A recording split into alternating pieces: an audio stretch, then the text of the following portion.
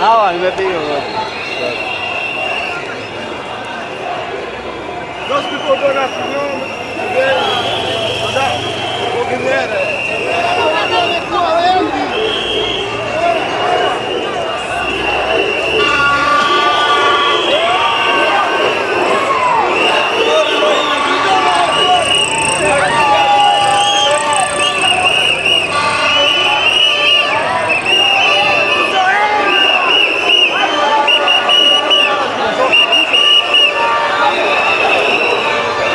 Tumechoka Ruto, tumechoka.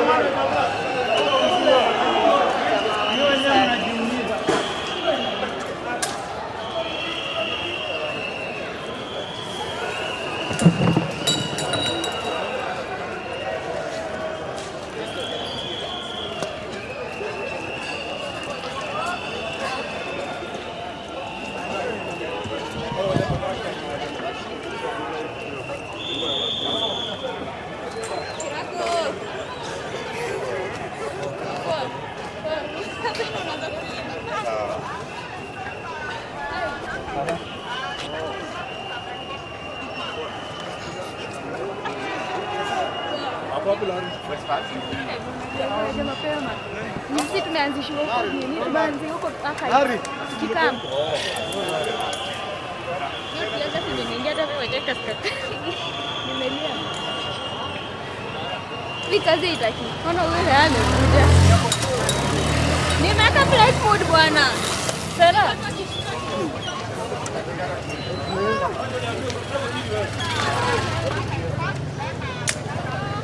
Sawa?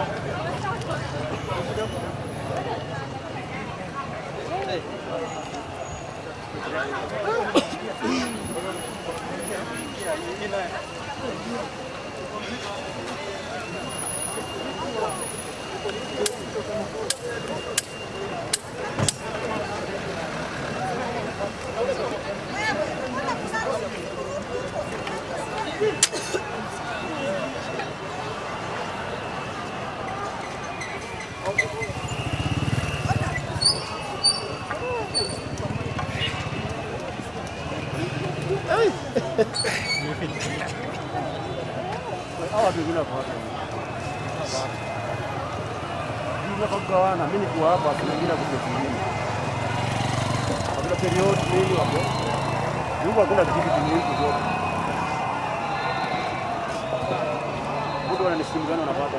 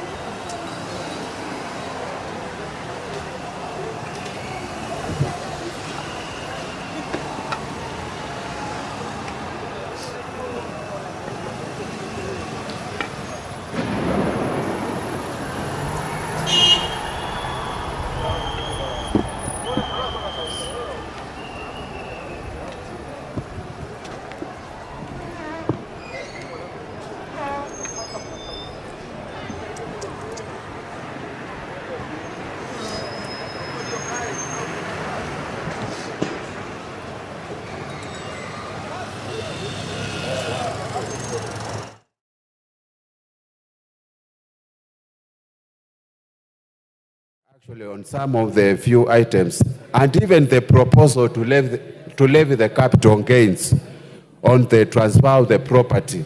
However, Mr. Speaker, based on all these 18 issues they addressed to the Kenyans, I still feel the mood in the country, and even what we call the Finance Act of 2023, Kenyans have not recovered on all these issues, Mr. Speaker.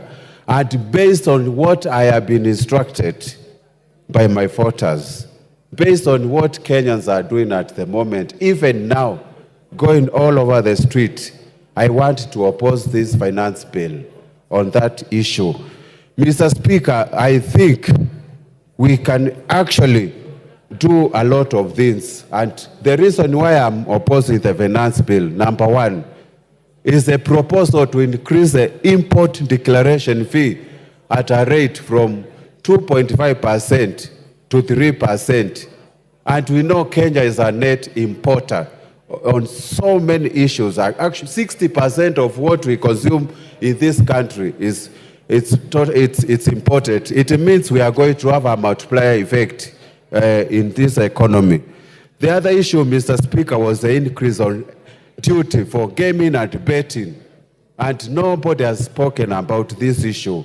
Increasing it from 12.5% to 20%, Mr. Speaker, this is the only fund we are relying to take the sportsmen and other people to compete in international competition like the Olympics Games we are going to witness in France next month, Mr. Speaker. It's going to...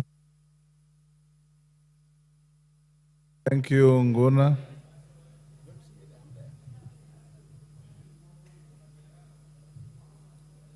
MP Brett.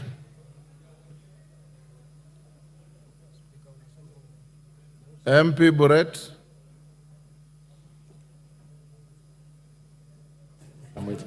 Thank you very much, Mr. Speaker. I rise to support the motion, not the motion, the bill, finance bill, together with the proposals that the Finance Committee has recommended in their report. Mr. Speaker, we must come to an agreement as a House that we cannot propose one thing and do another thing.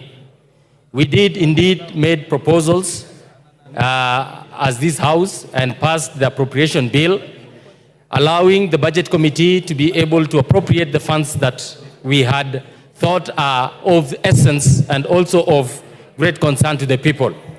Mr. Speaker, in accepting and agreeing to the appropriation bill, the monies that we had voted for the constituencies, the various projects that are within our constituencies, and the nation's development, we did therefore agree that we will be able to raise these revenues either through ordinary tax or the proposals that the Finance Committee are going to come for us to be able to fund these projects. I find it hypocritical for members to rise up here and say that they will reject the finance bill in totality and also refusing to acknowledge that therefore it must be accompanied by reductions or some elimination of some of the projects and the expenditures that you had proposed. Mr. Speaker, having read through the appropriation bill, this bill had proposed 1 trillion shillings, close to 1 trillion shillings, on repayment of interest on debt. This in itself has been monies that were taken, loans that were taken by the previous governments combined. And we must be...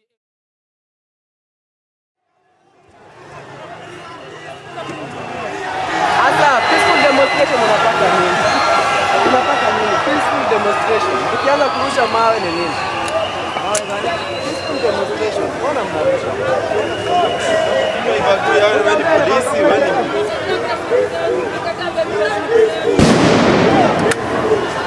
Wewe, I'm getting to be arrested. I've suffered for long in this country. Let me be arrested. I've suffered alone. I've been fighting for the freedom of this country. I've been alone. Let them kill us. We are tired. We are tired. We are tired. Let them kill us. We are tired. We are fighting for the freedom of this country. We are tired. We are tired. We are tired. Finance me down. Finance me down.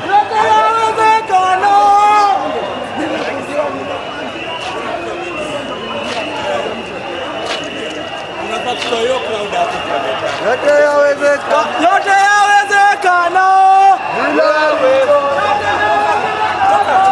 I'm demonstrating peacefully. I'm demonstrating peacefully. I'm demonstrating peacefully.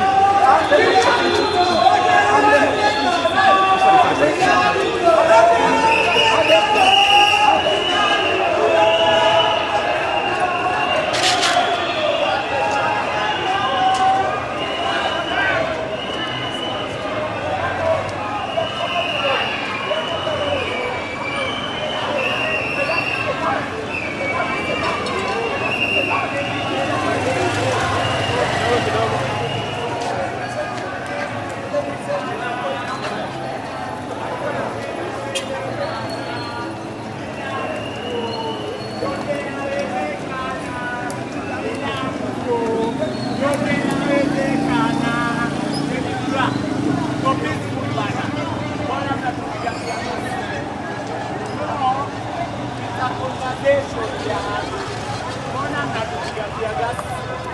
Hakuna mtu amepiga ona mnatua. Cheki vile mmenyamaza. Tabia mbaya hiyo. Very bad manners. Coming from the authority. Tabia mbaya hiyo. Anyway, hatuchoki. Hatuchoki. Na re-energize. Bakia. Saa 8 ndio hiyo. 2 p.m. 2 p.m. Una re-energize. Mpaka masaa. Yote yawezekana bila Ruto. Yote yawezekana bila Ruto. Yote yawezekana.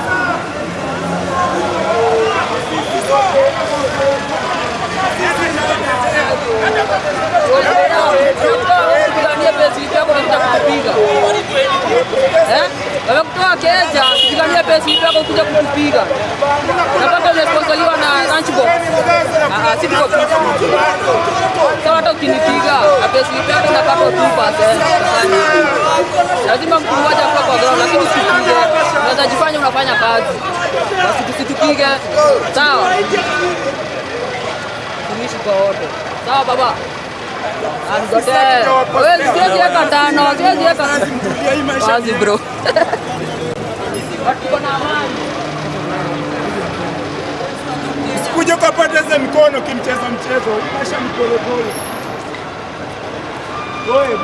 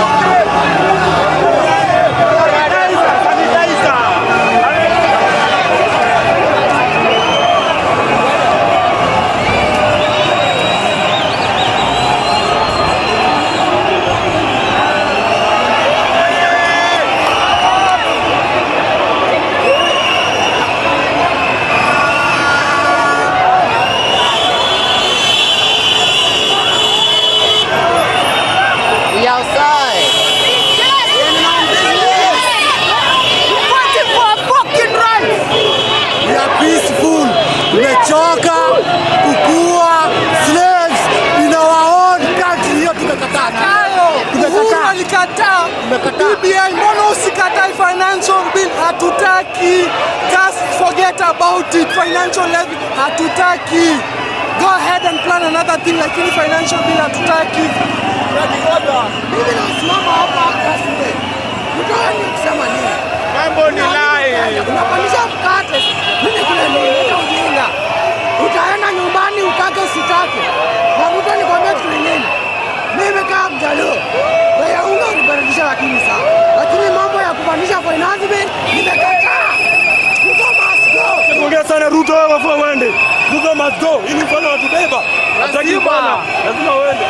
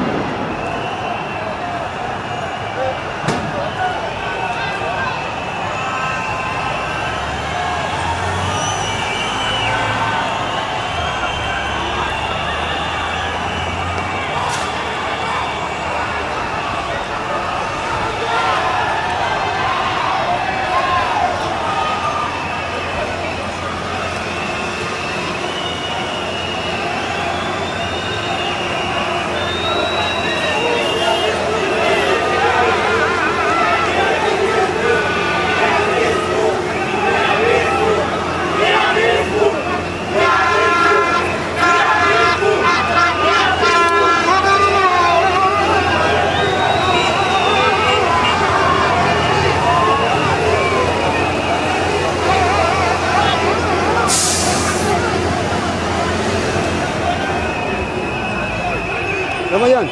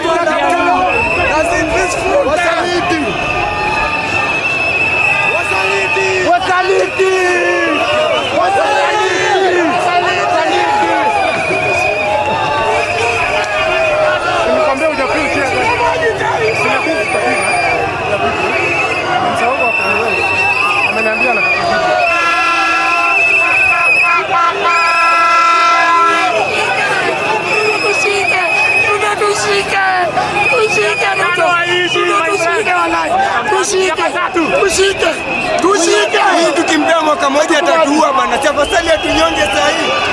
Ongeza volume. Watushike.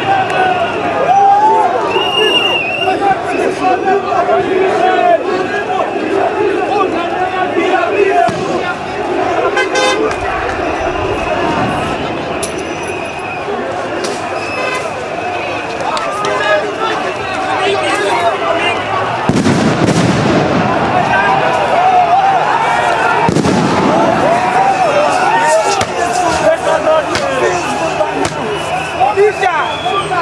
Rudisha!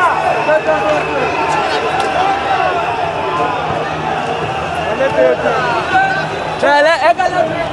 Hapi ndo majira.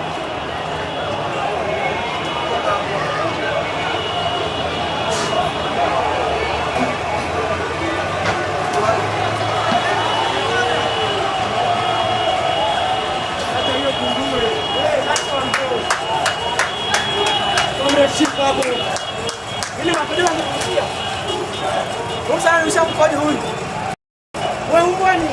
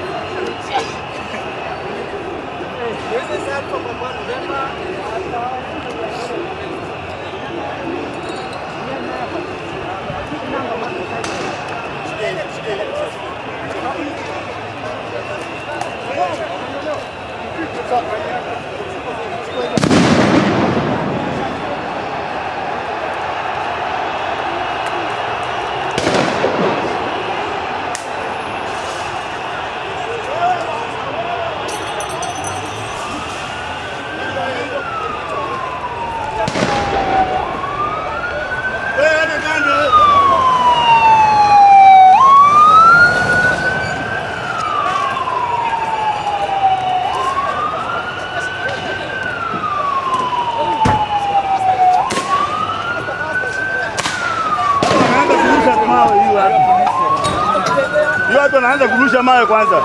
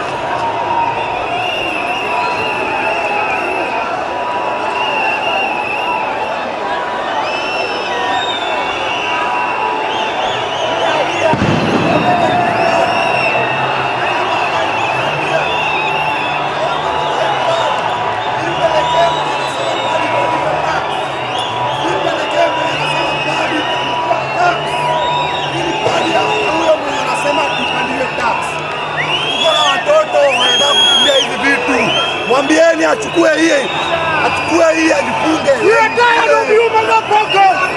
We are tired of you. We are tired of you. It's our time right now to take over. We are going to take over all the streets of the road. And the darkness we are ready to go. We are taking down.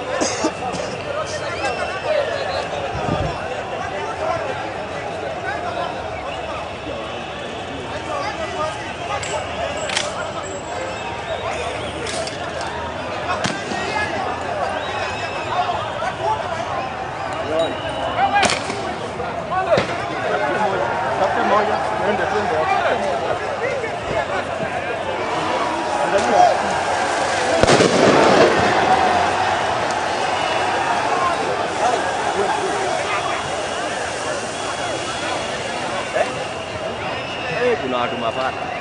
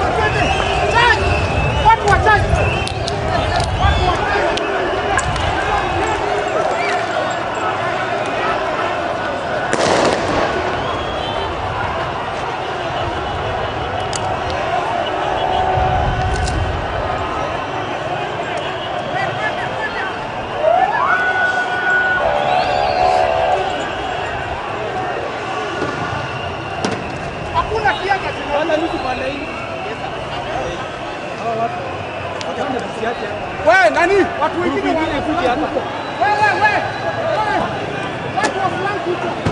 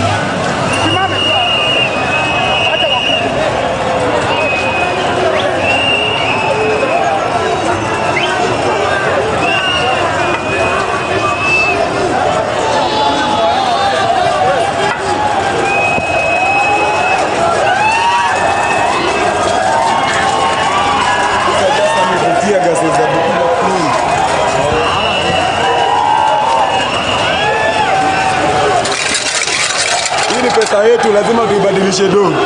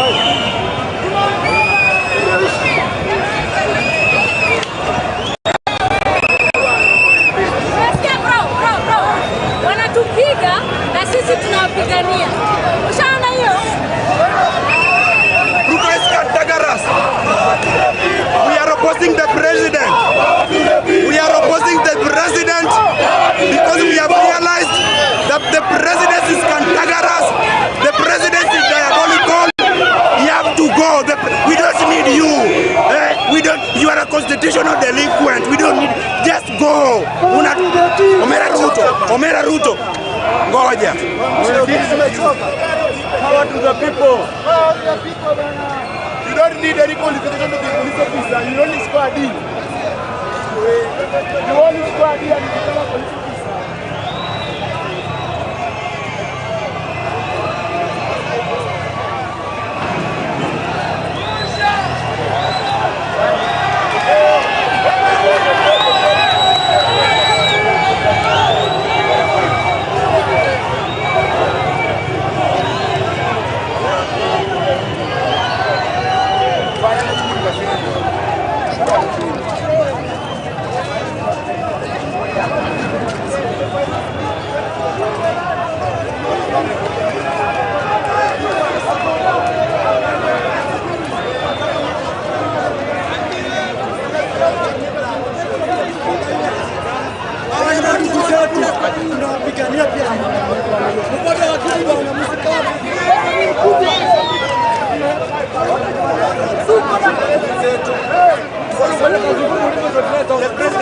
We won't agree to that.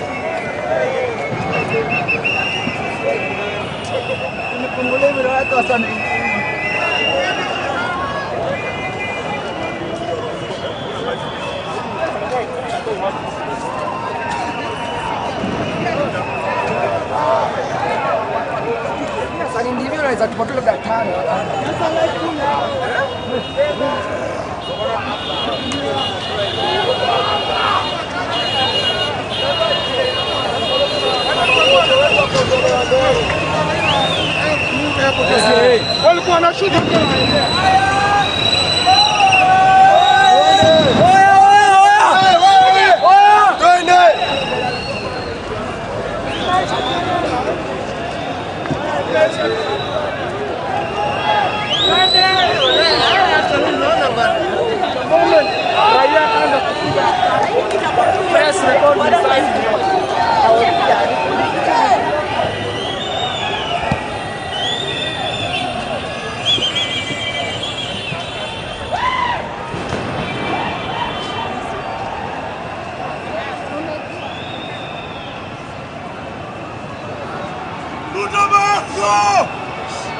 Ruto must go!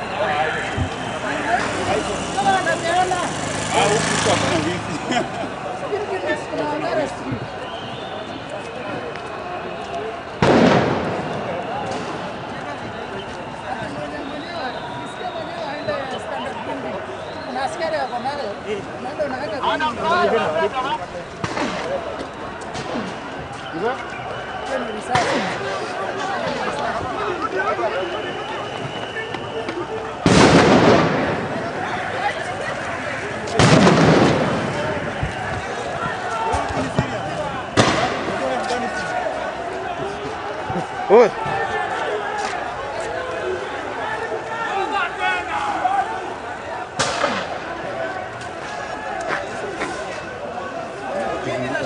Turudi tu.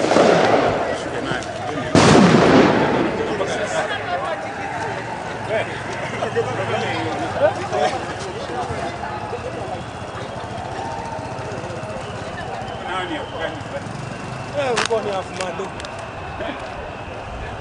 Magana leo umeona harufu mbaya. Ndio umejenga ujako. Angalia unaweza ondokea. Ndio hapo. Unajifanya kama Nairobi hapa hivi. Wao wanakuja mara hii.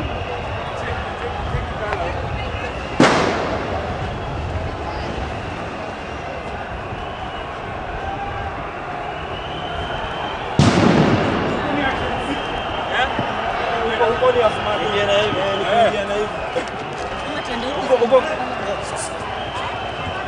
Asili tunapita hivi. Tunapita hivi.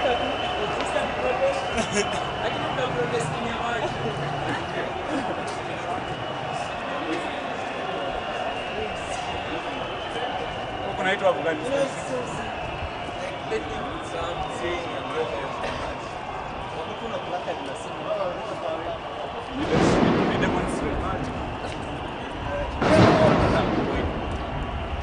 Kwani huko kuna akina nani? Huko mbaya. Kwani sio kibichi. Sijui atakina nani. Asiisha ama alafu tutafika ziisha. Zitaisha hivyo kama saa zile unaenda kwenye internet hakuna kelele. Ukiosha kamera hivi. Sijui nani ameanza kupigilia mabaki.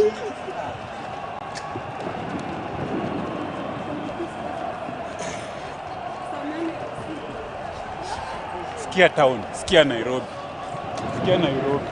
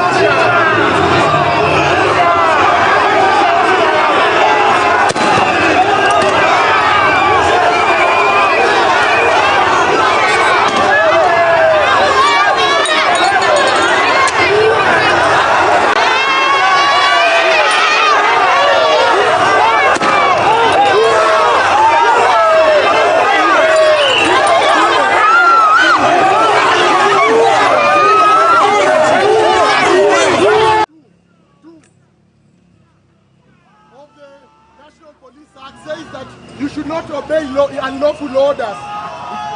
The unlawful orders that you are being issued should not be obeyed. You don't need to tear gas us. We are protesters that have come to protest peacefully, and there is no way you are going to stop us from protesting. It is our right. You are to facilitate us to protest peacefully. That's the only involvement of a police officer. And it is not peaceful protest. It's protected under the Constitution. You cannot. You cannot do it.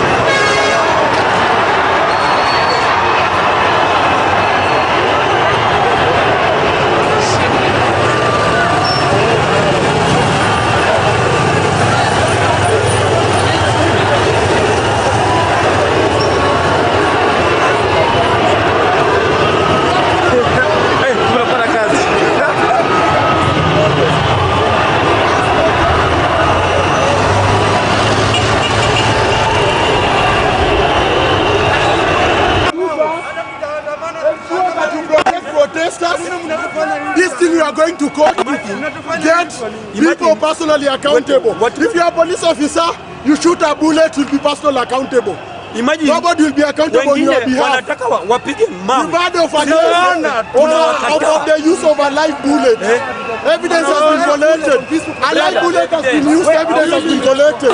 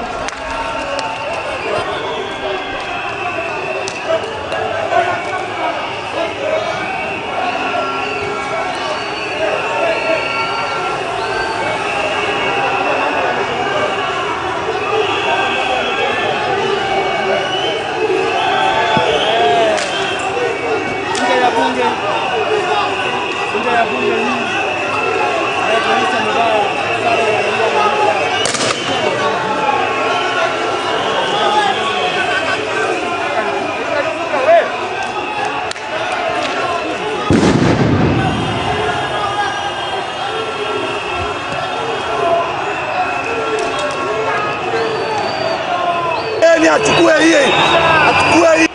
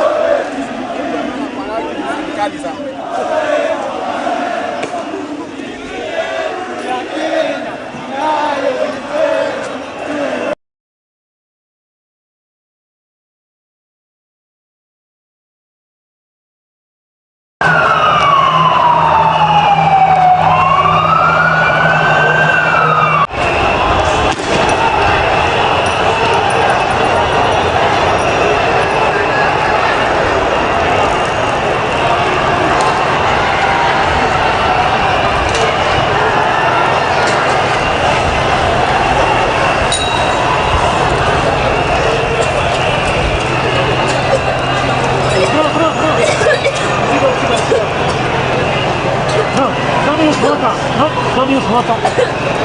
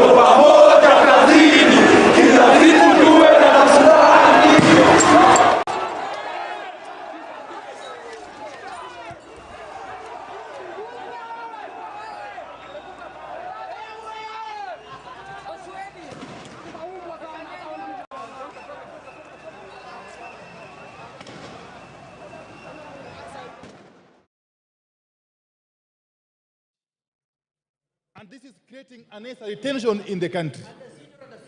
Under Sieke. And this is causing unnecessary tension in the country. I said in the morning that we are not under a state of emergency. And this country is not a police state, Honorable Speaker. So can we address this matter? Because this is the house that addresses issues concerning the people. This is the highest organ of our democracy. So could we basically get a report on what is actually happening and an assurance that this house remains independent and free to transact its business as mandated by the Constitution, Honorable Speaker. Otherwise, we shall be acting now under some kind of duress, because the members of Parliament will now be acting under coercion in whichever way they want to transact the business of the House, Honorable Speaker. I plead with you. Yes, Otienda Molo. Is it on the same issue? On the same issue? Give me the microphone. Thank you, Mr. Speaker. It's the same issue. Mr. Speaker, I want to confirm that I have just approached the precincts of Parliament. The precinct of Parliament is blocked from this side of Intercontinental. It is blocked from the other side of Protection House. If, even for us members of Parliament, Parliament is blocked, then what are we supposed to do? Mr. Speaker, it is not just the House of Parliament that is august. The precincts of Parliament is also august. And I think, Mr. Speaker, you should give direction that our orderlies open access to Parliament. There is no reason to blockade Parliament. I know that we will vote. Those who choose to vote the way they choose to vote will be seen by Kenyans. We do not need to be shielded from Kenyans. Let this house be accessible. Thank you, Mr. Speaker. Majority Leader. Majority Leader. Thank you, Honorable Speaker. Order, honorable members. Honorable Speaker, it's good that the Leader of Minority has raised that issue again. And I did ask the Inspector General of Police earlier this morning why the blockade. Honorable Speaker, first let me set the record straight that there is not a single member of Parliament who is unable to access Parliament. Not just members of Parliament, that is why we are here in our numbers. Even our staff, parliamentary staff. Honorable Speaker, you could protect me from the shouting, or I could simply sit, and those who want to shout can shout. Order. Order, honorable members. Try and listen to each other. Majority Leader. Thank you, Honorable Speaker. I was saying not a single member of Parliament has been unable to access the precincts of Parliament. Not a single member of staff of Parliament has been unable to access the precincts of Parliament. And the Inspector General of Police confirmed to me this morning that there were organized groups who had planned to take siege, or what Honorable Junet calls siege, take siege of Parliament, and criminal elements who also intended to use the ongoing peaceful demonstrations under the pretext of the peaceful demonstrations to access Parliament and cause harm to members of Parliament. Honorable Speaker,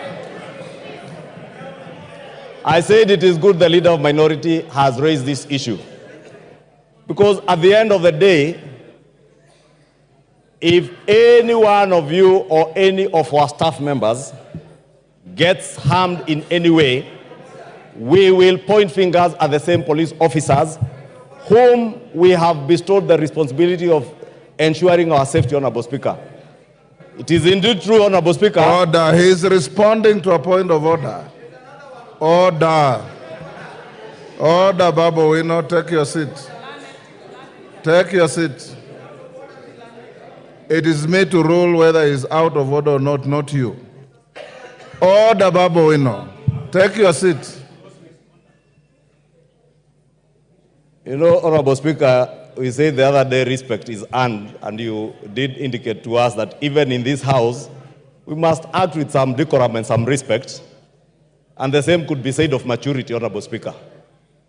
That you have to exhibit maturity in the House to earn your respect, Honorable Speaker. I was saying, Honorable Speaker, Order.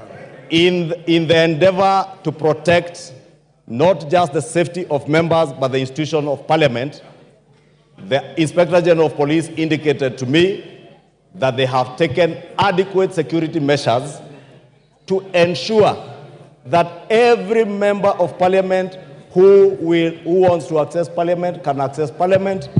Members can vote willingly, not under coercion, not under duress, to vote willingly, either for or against the finance bill that we are coming to vote. And Honorable Speaker, just in relation to what Honorable Tiende Amolo has said, it is true, we know the kind of intimidation that has been out there. But none of these members in this House is here as a coward. They are here to exercise their mandate as bestowed on them by the Constitution of our Republic, Honorable Speaker, and they will vote willingly. They will not be coerced by anybody. The police are not here to tell you how to vote. Let them do their work and let us do our work from inside Parliament. Those who want to shout and excite crowds outside there like Babu Owino, they may do so. Or they could go parade themselves with the people parading themselves outside there. Order. But not in this chamber. He must behave in a mature way, not the indecent, immature, imbecile manner he behaves. Order. Order, honorable members. Babu Owino, take your seat. Order, Angela. Order, members. Order, Honorable Angela. Order. Honorable Angela, I will not deny you the right to vote on this bill by sending you out. Remain here and vote. Honorable members, I know that's what you are soliciting, and I will not give it to you. Order, honorable members. Honorable members, each and every one of you has the right to be in this House to represent the people who send you here, to legislate for this country, and to oversight the executive. In coming to this Parliament, nobody, and I mean nobody, has any color of right, either in law or in fact, to prevent you from coming to do your duties. Seeing how many we are here, it is testimony to the fact that you came in freely. Secondly, the grounds of Parliament, as stated by Senior Counsel Otiende Amolo, are hallowed grounds, are protected grounds. And that's why no member can be arrested or served with any court summons or processes within the precincts of Parliament. You are protected to that extent.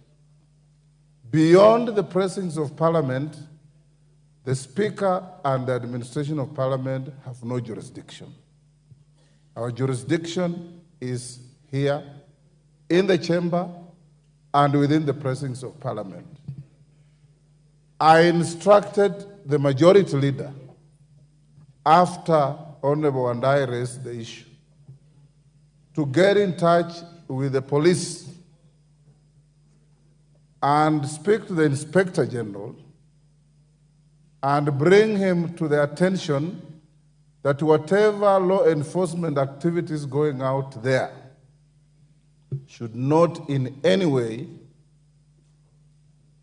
interfere with your legislative work. And I've been in this precinct since 6 a.m. this morning. No single member has come to me to report of any prevention or harassment or interference in coming to their work. If I got any information or report, I will act on it. 20 minutes ago, I had a meeting with the Sergeant at Arms and his team to ask them if they have any report on security issues around Parliament. They indicated to me that they are hearing noises out there, but within the precincts of Parliament, they have no report to make because there are no incidents. That being the case, honorable members, I want to encourage you. So far, so good. You have debated this bill with extreme decorum and intellectual industry. You've done such a fantastic job. There could have been a few errant members, but all of you have been very good. Kenyans have watched each and every one of you speaking to this bill. Now that you have reached the level of going to vote, I want to encourage us to carry the same honor to the people who sent us here. That we are here to protect their interests, not physically, but intellectually. We must be conscious of the fact that we are the conscience of this country. And being the conscience of the country, our conduct must constantly have in mind the fact that whatever we do here can have negative or positive consequences on the public out there. So we are going Order Wanjala. Order Wanjala. Having said that, I want to encourage members that there are still several members who want to speak to this bill. I promise that I'll give you 1 hour this afternoon. There is a small ruling I'll deliver on the issue that was raised by the minority leader. I'm waiting for it. I had just made some corrections. When it comes, I'll stay the proceedings and give that ruling in just 3, 4, 5 minutes. So we'll go on for 1 hour. After 1 hour, we will call the mover to reply, as we had agreed. Order. We'll call the mover to reply. Upon replying, we'll go to the vote. If the equipment in front of you is working, we'll do an electronic vote. Order. Honorable Robert Mbui. You are normally more orderly than you want to be today. If the equipment doesn't work, I have no difficulty. I'll sit here and allow you to vote in the manner that you want. The end order Wanjala, whatever means of voting you would have, the end will justify the means.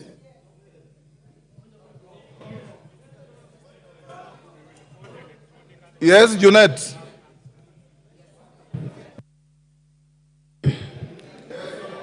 Mr. Speaker, thank you very much for your guidance. That was researched guidance. But Mr. Speaker, it is of the view of the minority that on this matter of the finance bill, Mr. Speaker, we do voting manually or orally or through roll call, Mr. Speaker. On this one, people don't have a lot of faith in the gadgets.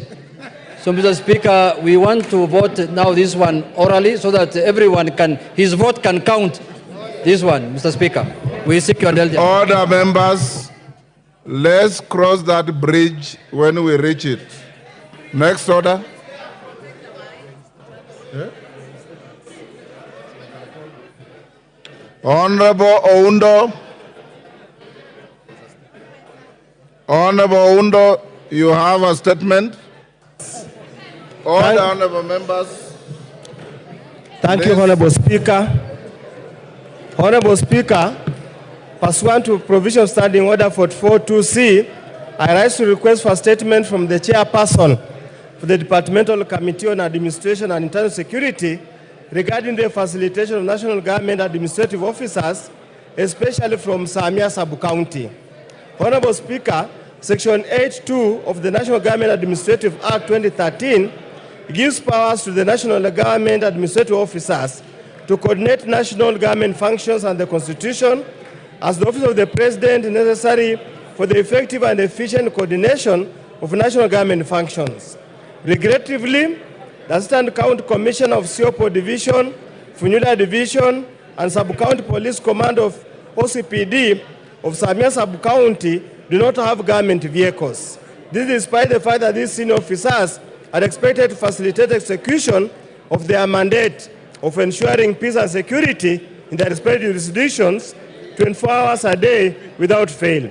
Honorable Speaker, it's against this background that I seek a statement from the chairperson, the Departmental Committee on Administration and Internal Security on the following matters. Number one, what are the criteria for and the status of distribution of government vehicles to the national government's administrative officers? Number two, what steps has the government taken to ensure that all national government administrative officers, particularly those in Funyula constituency, are facilitated with vehicles? Order, and number three, honorable members, order. And number three, can we listen to member for Funyula? Go on. And number three, when is the ministry supplying vehicles to national government administrative officers, especially to Samia Sub-County? I thank you, Honorable Speaker. Thank you, Honorable Speaker. Thank you, Honorable Undo. Next statement, Joseph Namwar, Turkana Central. Joseph, go ahead. Honorable Speaker, pursuant to the provisions of Standing Order 44-2C, I wish to request for a statement from the chairperson of the Departmental Committee on Administration and Internal Security regarding recent incidents involving the Kenya Wildlife Services and local communities in Sibiloi National Park, Marsabit County. Honorable Speaker, on 12th June 2024, a tragic confrontation between KWS Rangers and suspected Merile poachers in Sibiloi National Park resulted in the unfortunate loss of lives of KWS Rangers. The following day, in an apparent act of retaliation, KWS Rangers pursued and possibly evicted villagers from Kotela village.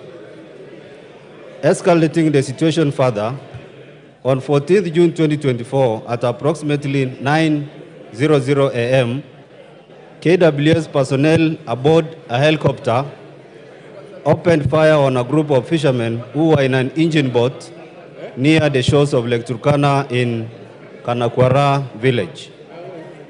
During the ordeal, Mr. Daniel Esekon of ID number 24076166, who was one of the fishermen, was fatally shot, and the officers continued their indiscriminate firing at other fishermen despite pleas to cease fire. Honorable Speaker, these attacks have instilled widespread fear and panic among the residents of the area. Multiple fishing boats belonging to local communities have been destroyed, and many innocent fishermen remain unaccounted for and feared dead after fleeing from the KWS assault. These continued attacks pose a great danger and threat to the lives of the residents.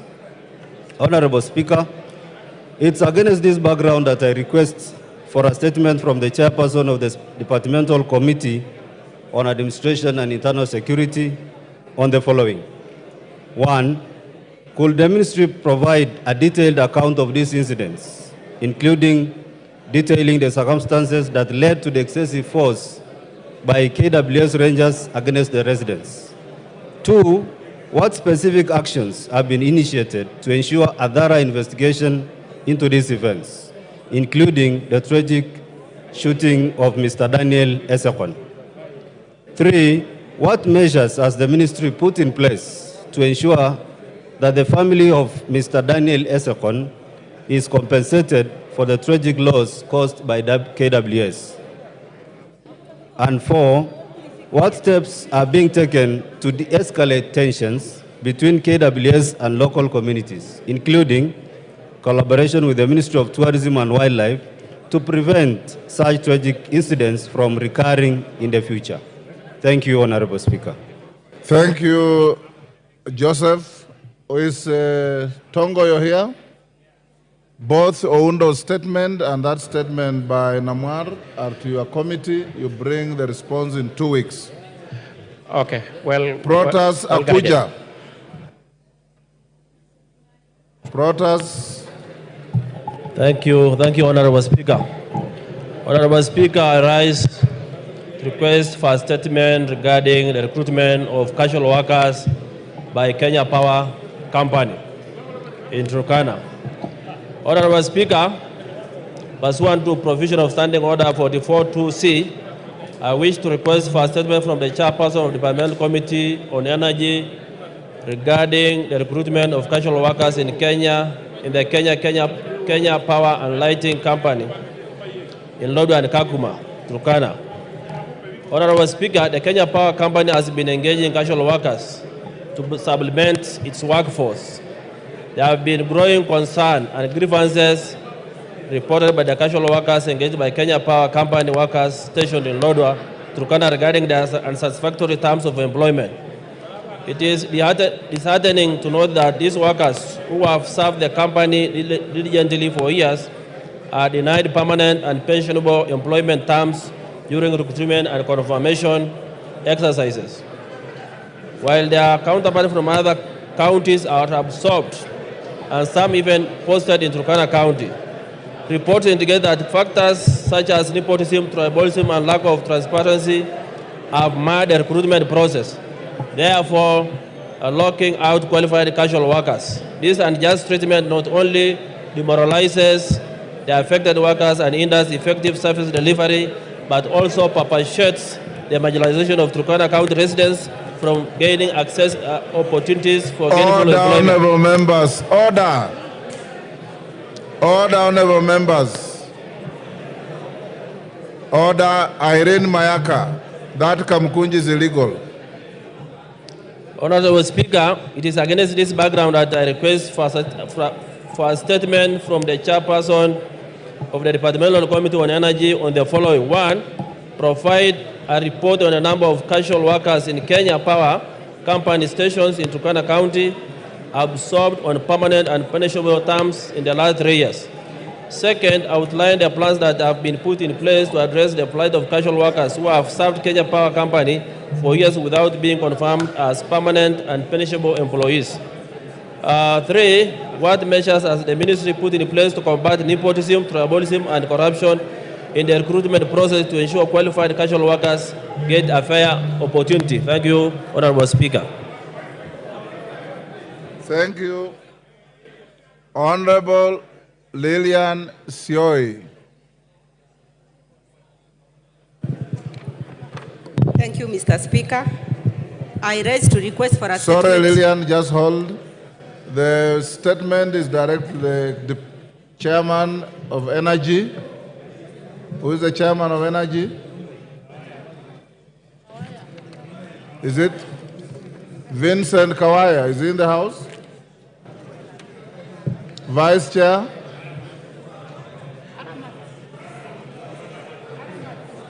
Who? Aramat. Is he in the House? You bring a response in 2 weeks.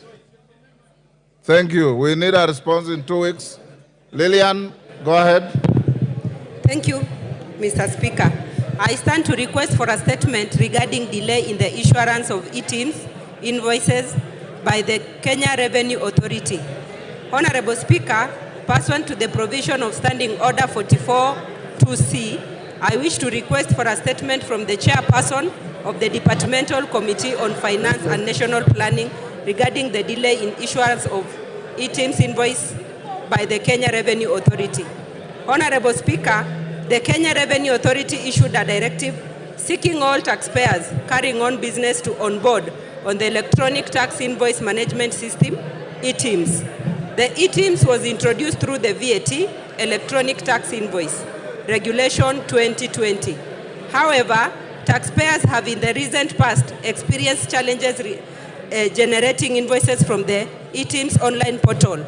This has resulted in delay of payment, which has caused anguish among taxpayers who conduct business in Kenya. Additionally, the challenge has caused anxiety on the taxpayers, noting that taxpayers stand to lose out on payment at the close of the financial year 2023-2024. Honorable Speaker, it is against this background that I request for a statement from the chairperson of the Departmental Committee on Finance and National Planning on the following. 1, what steps have been taken to ensure functionality of the eTIMS online platform? 2, what is the status of successful onboarding of taxpayers to the eTIMS online platform? Thank you, Mr. Speaker. Thank you, Lillian. Chairman, Finance and National Planning. Where is Kimani? Majority Leader, inform him to bring a response in 2 weeks. Honorable members, there are 4 statement responses. I'll stay those to Tuesday next week. Majority Leader, your Thursday statement. Thank you, Honorable Speaker. Pursuant to the provisions of Standing Order 44.2a, I rise to give the following statement on behalf of the House Business Committee, which met on Tuesday, 18 June 2024, to prioritize the business for consideration during the week. As members are aware, the debate on the Finance Bill 2024 has been ongoing, and second reading is expected to conclude this afternoon.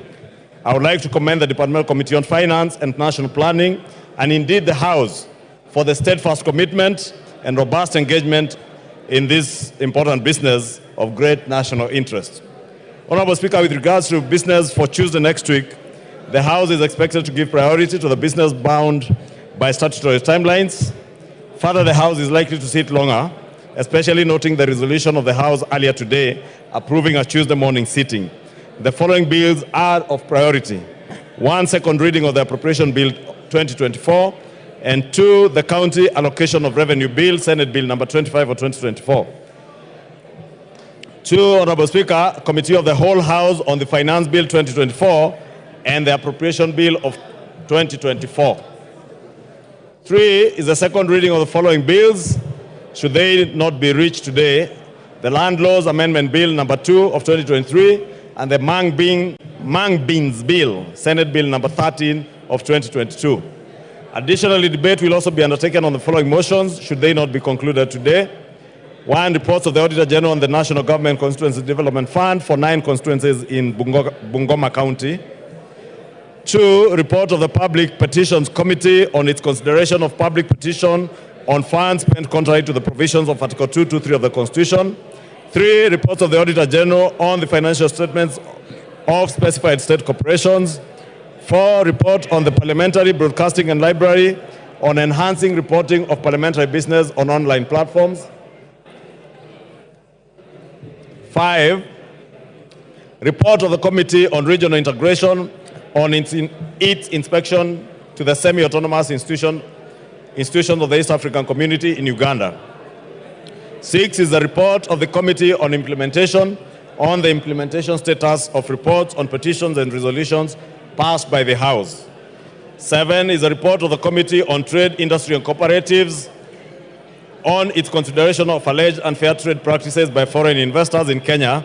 And 8 is the second report of the Committee on National Cohesion and Equal Opportunity on employment diversity audit in public institutions. Honorable Speaker, members will note that I had previously conveyed that the Cabinet Secretary for the Ministry of Interior and National Administration was scheduled to appear before the House on the afternoon of Wednesday, 19th June 2024 to respond to questions in the plenary. However, due to the priority business before the House, the appearance was postponed to Wednesday, 26th June 2024, and in this regard, members whose questions had been listed earlier for response are encouraged to avail themselves. Honorable Speaker, I had read the whole list of almost 16 questions by various members. I do not need to repeat them since I read them last week. In conclusion, Honorable Speaker, the House Business Committee will reconvene next week, Tuesday, 25th June 2024, to schedule business for the rest of that week. I now wish to lay this statement on the table of the House. Thank you. Thank you, Majority Leader. So members Zair Mishimbogo, Amina Munyanzi, and Rael Kisiwai, responses to your statements will be on Tuesday. So the chairman of committees or chairpersons of committees be notified. Next order. Order number 8, the Finance Bill, National Assembly Bill number 30 of 2024, second reading, resumption of debate. Yes, Senior Counsel, what is out of order?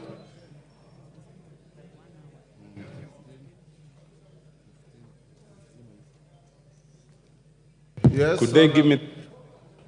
Thank you, Mr. Speaker. Mr. Speaker, I rise under Standing Order number 252 in terms of access to the House. Mr. Speaker, it's been brought to our attention that our colleagues in the Senate, some of them are interested in accessing the public gallery or the Speaker's gallery to observe our debate, and that they have been refused access. Could you, Mr. Speaker, give direction that the public gallery and the Speaker's gallery should be accessible not just by the senators, but by any Kenyan who cares to come and listen to our debate and our voting? Thank you, Mr. Speaker. Order, honorable members. Honorable Otienda, I hear you. Honorable members, you will recall that during today's morning sitting, Order Kiborek and your team, Deputy Speaker, take a seat. Go to your seat.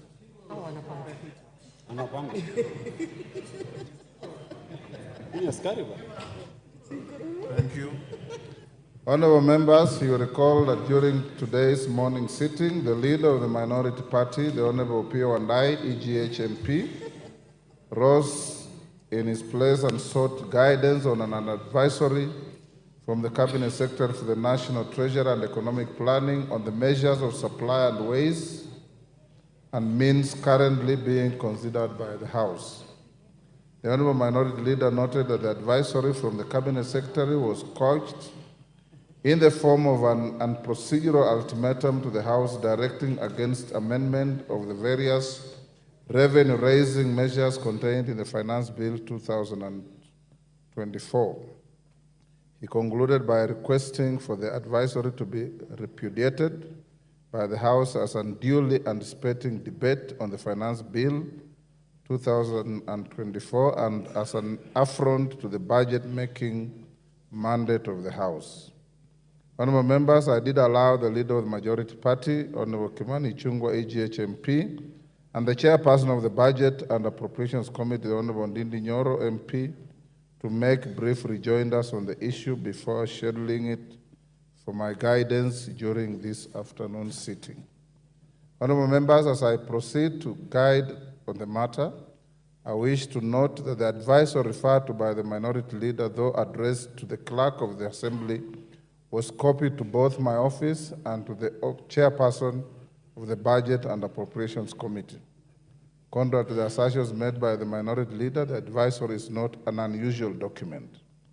Members will note that every year, before the conclusion of the budget process, the Office of the Clerk seeks the views of the Cabinet Secretary responsible for finance on the options available to the House and its committees to ensure a balance between the measures of supply and ways and means under consideration by the House. This is in keeping with the requirements of Article 114 of the Constitution on the consideration of money bills. The advice enables the House to ensure that the measures of supply and ways and means that it approves in the appropriation bill and the finance bill adhere to applicable constitutional and statutory limits. Honorable members, as you are aware, under Section 39A(4)(c) of the Public Finance Management Act, Cap 412A, Any recommendations made or resolution passed by this House on revenue matters must take into account the impact of the proposed changes on the composition of the tax revenue that the National Treasury is expected to raise. Additionally, honorable members, under Section 45C of the Public Finance Management Act, the House is under an obligation to ensure that the total amount of revenue raised is consistent with the fiscal framework that it approved during the budget process. During its consideration of budget proposals, the House must strike a balance between the supply of monies that it appropriates for the national government and the ways and means of financing such expenditure. As ably expressed by the leader of the majority party and the chairperson of the Budget and Appropriations Committee, any negative imbalance between the ways and means and the supply approved by the House ultimately results in a fiscal deficit. This deficit can only be addressed through borrowing, enhanced taxation, or reduction of the estimates of expenditure. Honorable members, if you listen to the contributions of the Honorable T.J. Kajwang yesterday, these are the exact words he used in his contribution. And he was very right in law and under the Constitution. As members will recall, any borrowing sanctioned by the House must strictly adhere to the threshold prescribed by this House in line with Section 50 of the Public Finance Management Act and the principles outlined under Article 211 of the Constitution that cautions against overburdening future generations with unnecessary bad debt. Honorable members, all things considered, my reading of the advisory from the Cabinet Secretary is that it constitutes a reminder to the House of its constitutional and statutory obligations. I do not view it as a directive in the manner argued by the minority leader. In the letter, the Cabinet Secretary reminds the House of the recent increase made to the estimates of expenditure when the House considers supply measures. The House is merely being asked to factor in this increased expenditure when considering the ways and means of financing the approved supply. In its decision-making, the House is only bound by the Constitution and the law. The ultimate decision lies with this House. I therefore find nothing untoward with advisory. Its contents may be used for the information of the Budget and Appropriations Committee, the Finance and National Planning Committee, and House in plenary and during the Committee of the Whole while considering both the Appropriations Bill and the Finance Bill. The House is accordingly guided. I thank you. On what the Honorable Otiende Amolo has raised, entry and access to the galleries is not a right of anybody. It is to the discretion of not just Mr. Speaker, but the Sergeant at Arms and his team. And their advice this afternoon was that they desired to keep the galleries unoccupied. And that's being a security matter to which I'm not an expert, I've given them the benefit of doubt. Secondly, Honorable Otiende Amolo, you may recall some 2021, when the Honorable John Mbandi nearly killed me in the public gallery. No. Yeah, you are the one who saved me. It is Alice Nganga who nearly killed me. It is the Honorable Alice Nganga who nearly killed us. And if you recall, with a light touch, the Honorable Senator Mudhama, as he then was, left the gallery half naked. And the Honorable Bone Khalwale left the gallery at a speed that would have broken a world record. We don't want to repeat that.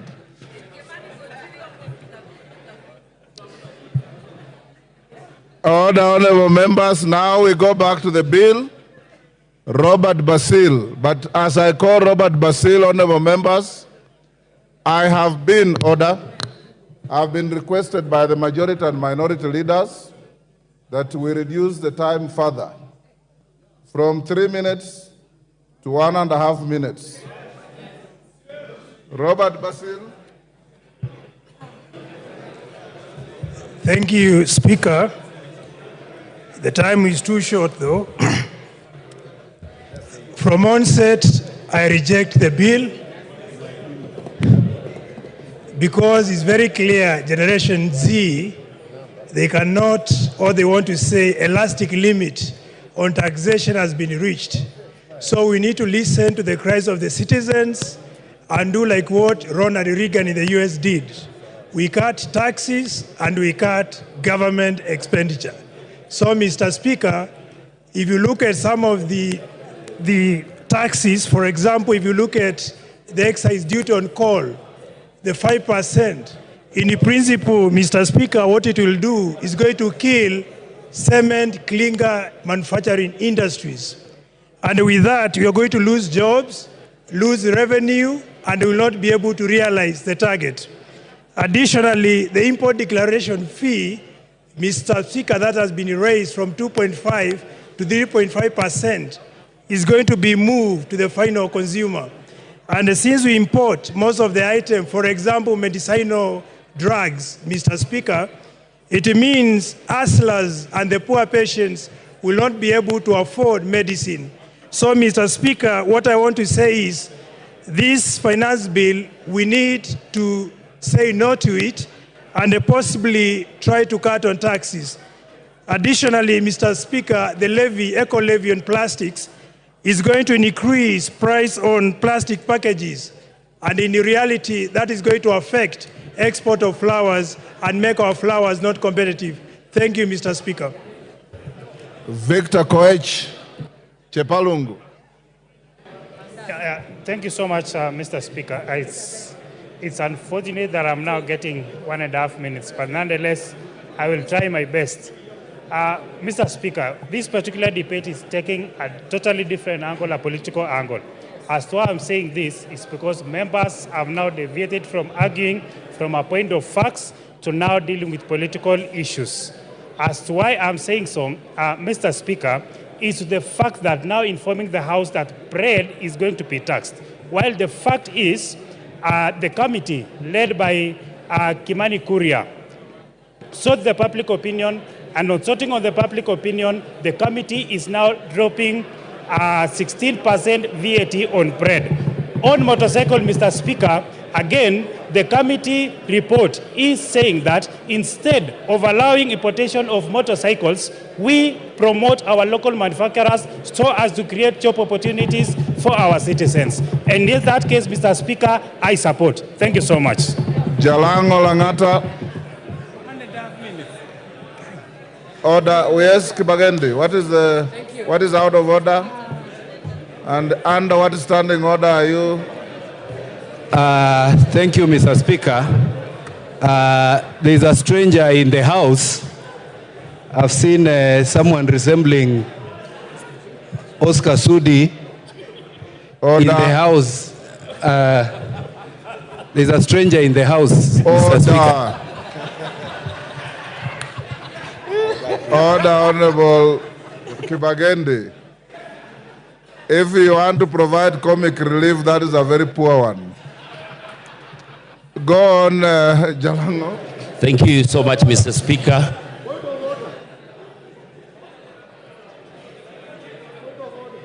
Give order, Anjala.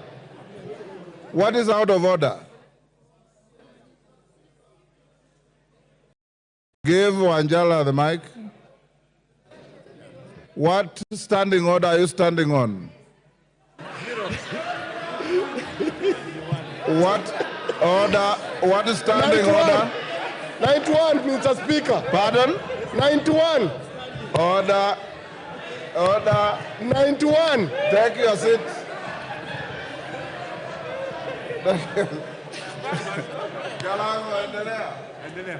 Mr. Speaker. You have no point of order. Take your seat. Jalango, carry on. Honorable Anjala. I encourage you that yesterday when you spoke, the House listened to you.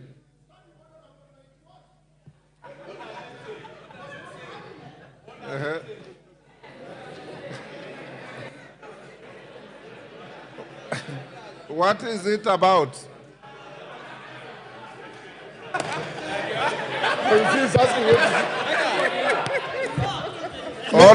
Order, Angela.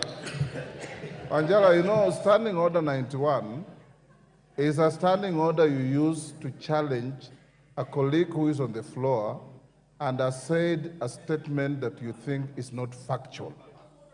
Order. The member on the floor, Honorable Jalang of Langata, had not uttered a single word for you to challenge him on any fact. So you are out of order. I ruled him out of order already. Jalango, continue. Thank you so much, Mr. Speaker, for giving me this opportunity. First of all, I reject the Finance Bill 2024.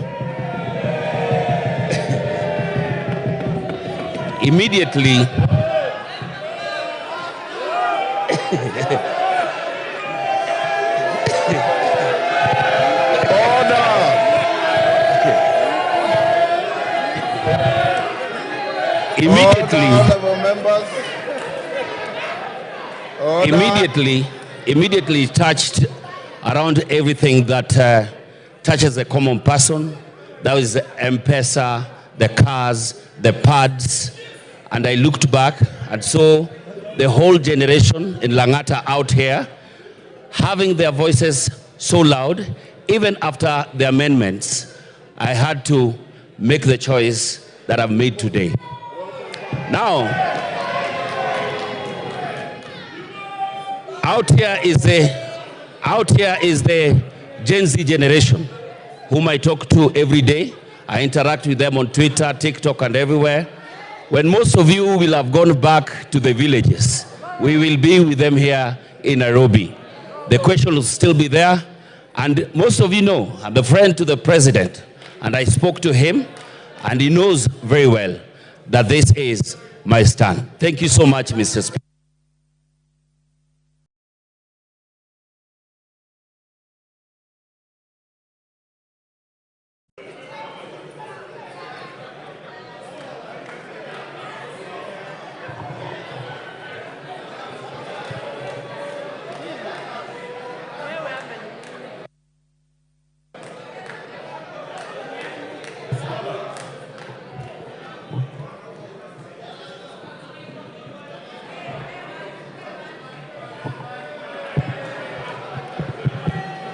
Order.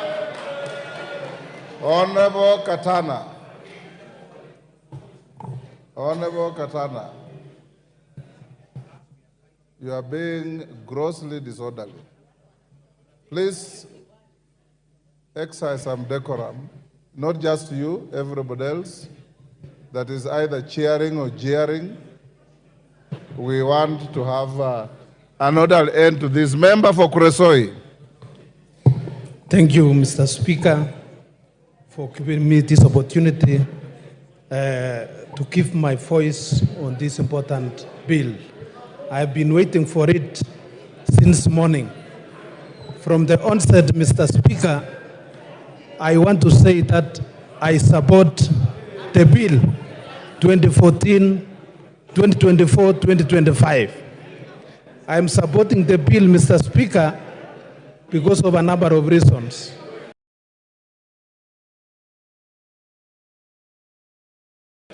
One of the reasons is the increase in CTF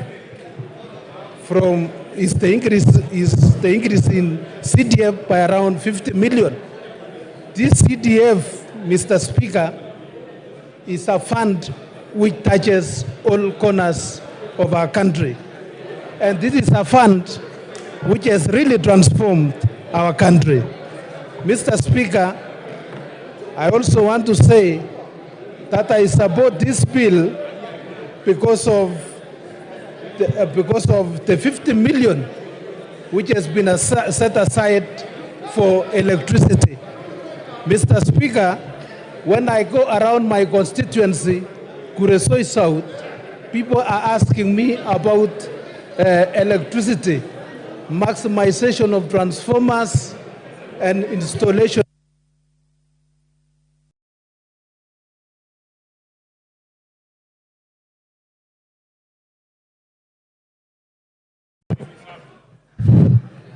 Ruth Odinga.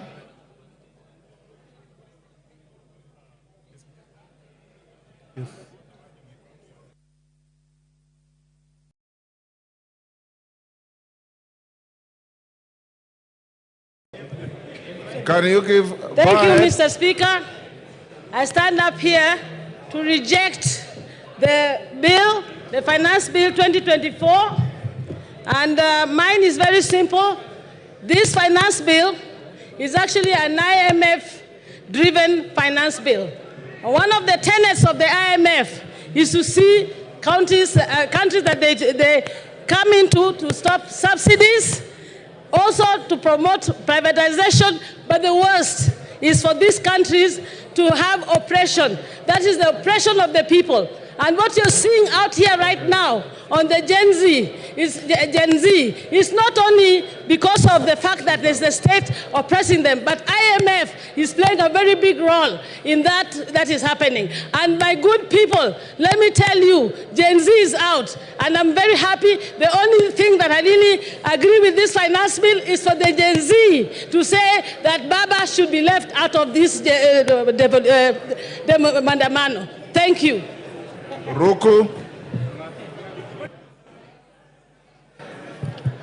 Thank you, Mr. Speaker.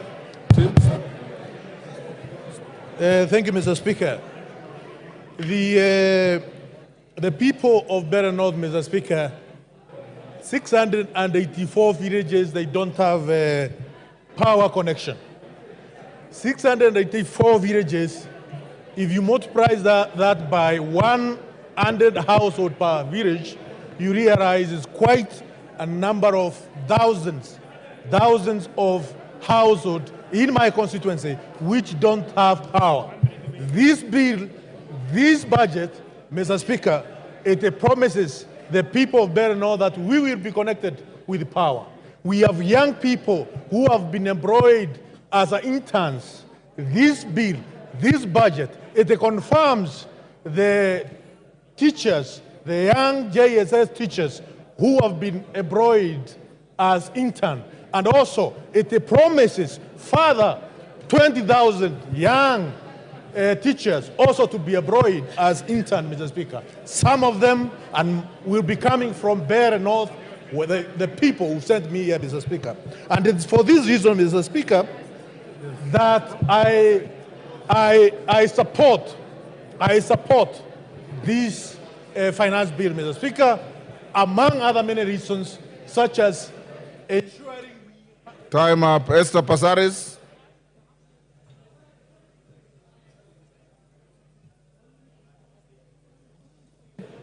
Thank you, Mr. Speaker. Mr. Speaker, much as I commend the public participation that was done on the bill, and much as I commend the amendments that they have come with, I want to say that I reject, because we need to ensure that we listen to the population and what they're saying. This country right now needs to listen. We need to tighten our belts, we need to live within our means, and we need to address corruption.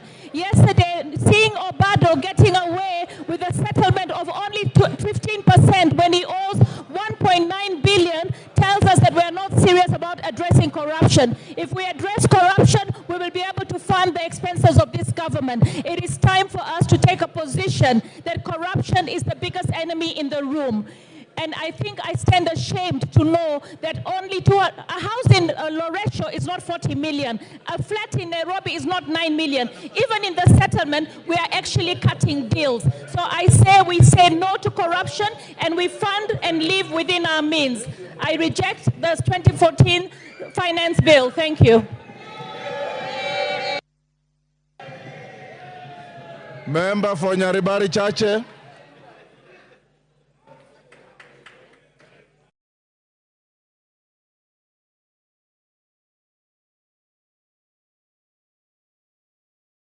mic. Thank you, Honorable Speaker. Honorable Speaker, a time has come as a godly nation to make decisions that will impact positively on the lives of the 55 million plus Kenyans. Today, Honorable Speaker, I stand here to vote and support the Finance Bill 2024 so that the people of Nyaribari Chache and the people of Kenya can get infrastructural projects, electricity, water, and much more. Honorable Speaker, I want to urge the Generation Z to relax as Kenya Kwanza government means well and they will be the greatest beneficiaries of the proposed amendments. Honorable Speaker, the Generation Z are young Democrats trying to exercise their constitutional rights to picket and assemble. I am urging the Inspector General of Police, Honorable Speaker, to treat them humanly and provide them with maximum security. Honorable Speaker, the Finance Bill 2024 proposes an export and investment promotion levy with the goal of encouraging consumers to purchase locally produced alternatives, thereby supporting domestic manufacturers. Caleb Luyali.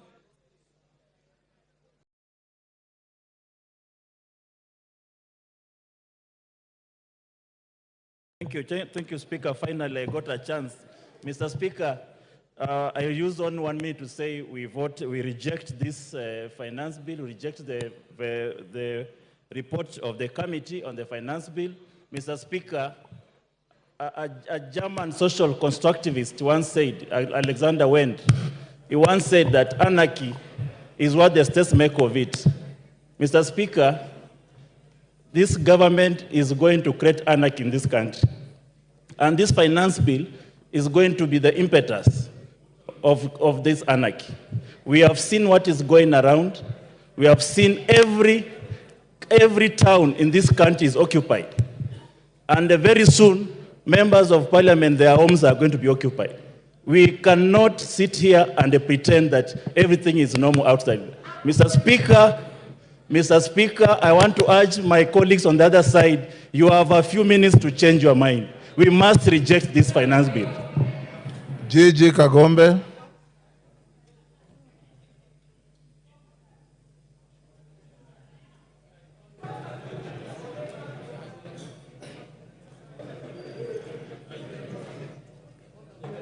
Give him the mic.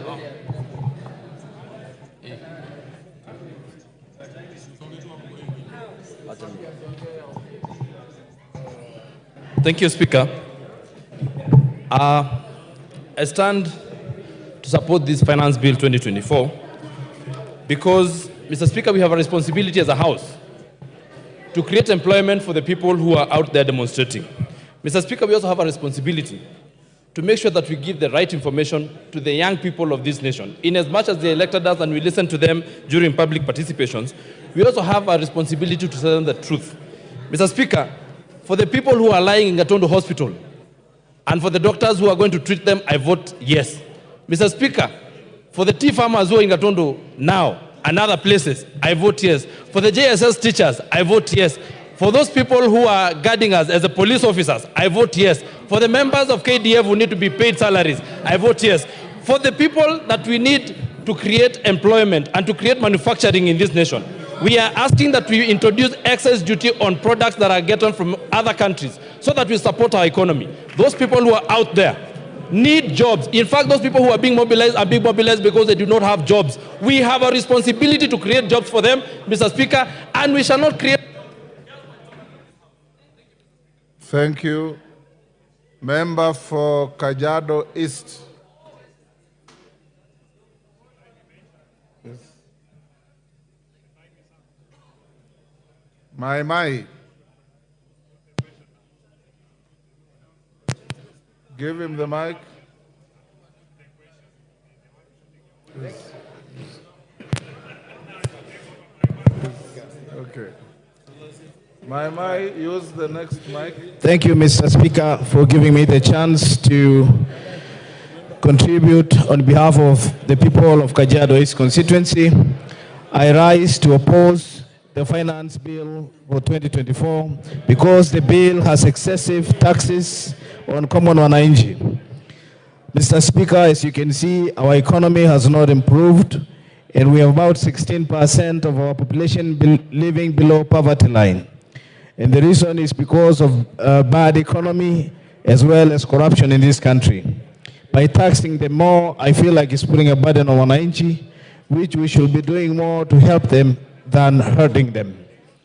Mr. Speaker, when you also look at the fuel levy of 9 shillings, that is another burden to wananchi. I can imagine my people commuting between Kitengela and Nairobi and back and forth, paying more for transport because of the increase of the fuel levy.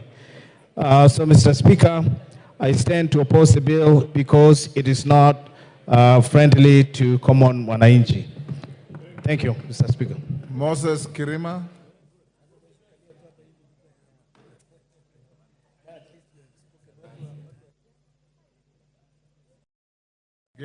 Thank you, Mr. Speaker, sir, for giving me this opportunity to contribute to this bill. Mine is that by the time when this bill came originally, it was too bad and it was punitive to the people. And my people had instructed me that if it was to be as it was, I was meant to oppose it.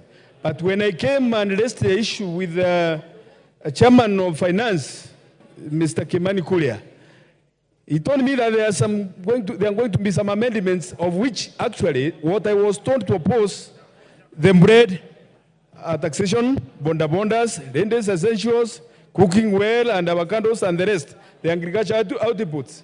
After the amendments, I don't see any reason to oppose it. So I thereby support it with amendments. But if there are no amendments, no way. Thank you, Mr. Speaker, sir. Ken Chonga.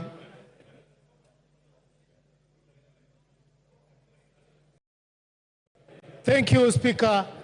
From the outset, Mr. Speaker, I stand to oppose this bill. Mr. Speaker, by the mere fact that the drafters of this bill were thinking of taxing bread, milk, rubber, it means that they never had a good intention for the Kenyans. This bill is obnoxious, is diabolical, this bill is pungent and shocking to the lives of Kenyans. Mr. Speaker, I was surprised yesterday, the majority leader here said that life has gone down, that the packet of maize flour right now is trading at 100 shillings. Where in which supermarket can we go and find the one packet? Not unless he has a supermarket that he can direct Kenyans to buy from. Finally, Mr. Speaker, by mere fact of adding 9 shillings to petroleum products, it is implying, therefore, the entire economy is falling down. Everything in the economy depends on fuel, and for as long as we have the price of fuel, everything is going to spiral up. Mr. Speaker, I stand to oppose this bill. Thank you. Janet Setianei, member for Turbo. Thank you, Honorable Speaker, and I stand to support this financial bill 2024, Honorable Speaker, with amendments. Honorable Speaker, I support this proposed bill as one of the revenue-raising measure with proposed amendments because it's going to give Kenyans an opportunity to receive their due development. They are going to get electricity, the school's infrastructure, bursary. Farmers are going to get subsidy, increased milk prices. The sugarcane farmers are going to get their pending arrears. School-going children are going to be fed. Elderly people are going to get cash transfers. Honorable Speaker, this bill has also listened to proposals that are going to reduce what the wananchi were worried about. The VAT on sugarcane transportation, the removal of 16% on bread, removal of exercise duty on Protect me, Honorable Speaker. This bill proposals are going to see that VAT is removed on bread. There is excise duty removed on money transfer. There is also VAT removed on sugar. Yes. Engineers Nzengu. Thank you, Mr. Speaker, for giving me this opportunity. I have waited from yesterday, but I want to say from the onset that I raised to oppose this Finance Bill 2024, and there are many, many reasons why I am opposing it. But one of the reasons is that it is increasing, or it is putting a levy on clinker, which is an imported component of cement. And yes, Honorable Jeanette, what is it? Speaker. What is it? Speaker. Order. Kachini bana. Speaker. Mr. Speaker. Yes. I wanted to seek your indulgence, Mr. Speaker. Mr. Speaker, as you are aware, to those who are in Parliament, there is time for everything. Order, members, I can't hear clearly. Go ahead. Mr. Speaker, as you're aware in Parliament, there is time for debate, and then there is time for voting. Mr. Speaker, some of our members here on my side took early lunch. They are taking lunch by 10 a.m., I think, ugali and nyama. And they have come here so that their vote can count, Mr. Speaker. So, Mr. Speaker, having debated this bill now extensively, I think we should go now to do our constitutional duty of voting, Mr. Speaker, so that Kenyans can know which direction we are taking, Mr. Speaker. So, Mr. Speaker, I seek your indulgence to call the mover to reply, Mr. Speaker. Thank you, Honorable Jeanette. Let Nzengu finish. I had an intention of giving Rosi Museo. Then I will call the mover to reply. Thank you, Mr. Speaker. Mr. Speaker, from the Finance Bill 2023, it is reported that the road maintenance levy was not collected enough because of increment in the price of the petroleum product. This year, Honorable Speaker, the same mistake is being repeated. We know that from Finance Bill 2023, the price of cement went up, the price of steel went up because of the export promotion and investment levy, which is unnecessary because it is meant to promote monopoly in the industry. The same people that produce cement are the same people that are producing steel, and that is why the cost of construction has gone up, and being a deterrent to a lot of Kenyans from constructing their houses or their property. So, Mr. Speaker, I want to say that I want to reject the proposed bill totally and as a whole. Thank you. Women Rep Muranga. After that, Rose Museo, then the mover be ready to reply.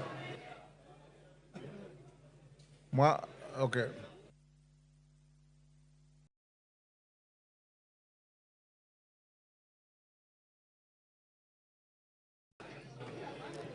Thank you, Mr. Speaker, for giving me this opportunity. I rise to support the bill, and I will vote yes for the bill. Voting for this bill, we are voting for real issues, Mr. Speaker, not for the negative things that have been said in the media to whip emotions. Mr. Speaker, voting for this bill is voting for 6.8 billion for coffee cherry fund. Mr. Speaker, voting for this bill is voting for 46,000 JSS teachers who are internship to be put in the payroll to be employed. Mr. Speaker, we are here to tell our brothers from the opposition that we don't need to whip emotions, and we know who are the sponsors of the ongoing mandamano, and we revisit after the bill. Thank you, Mr. Speaker.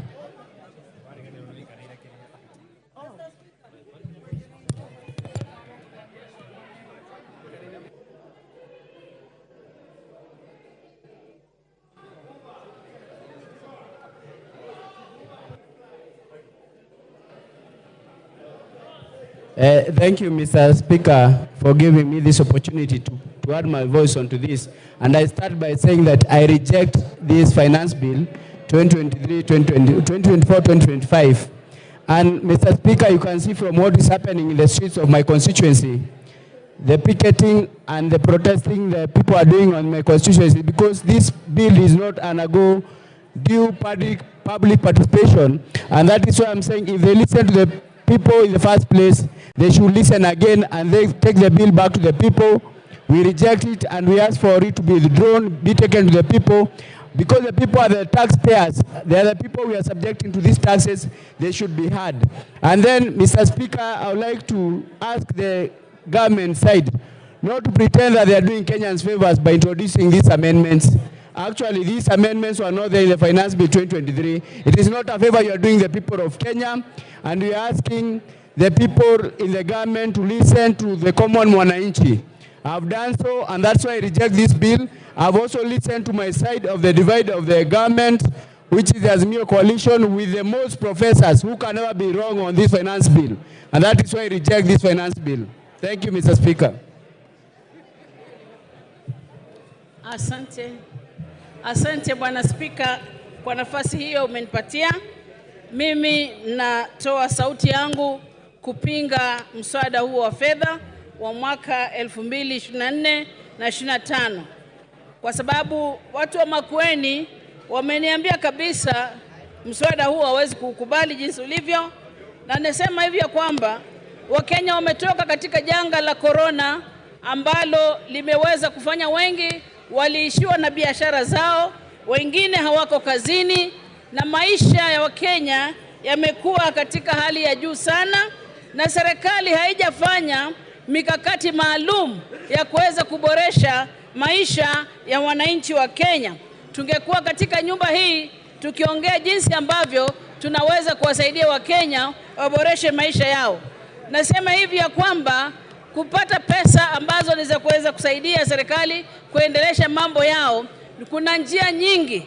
Kizungu kingi ambacho kimezungumzwa na mwenyekiti wa bajeti, naomba watumie, kwa maana watumie mbinu hizo, wakae chini kama kamati na kuangalia ni jinsi gani wanaweza kuleta fedha bila kumuumiza mwananchi wa kawaida. Tukiangalia mambo ya soda ambayo yamezungumziwa sana, niseme ya kwamba naomba kabisa jinsi nchi zingine zinapeana soda bure,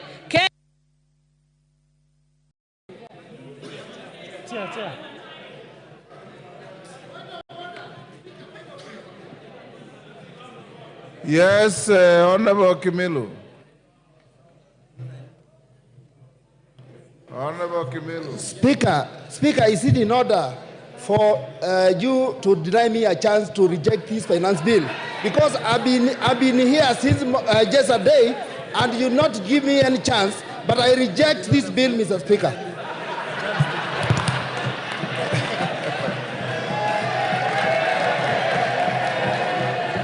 Thank you. Honorable Kimilu, order. You have rigged yourself to the Hansard.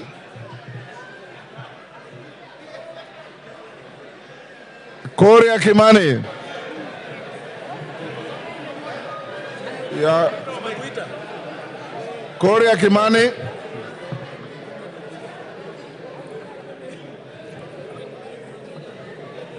Thank you very much, Honorable Speaker. When I've watched the debates yesterday and today, I celebrate the democracy that our forefathers fought for. That Kenyans across the political divide can sit down for hours on end and discuss issues of this country. And as it has been said, the conversation on our country is no longer about our communities, it is about of how to grow our economy and our country. When we have differed on the how, not on the what we need to do as a country in order to become a growing economy.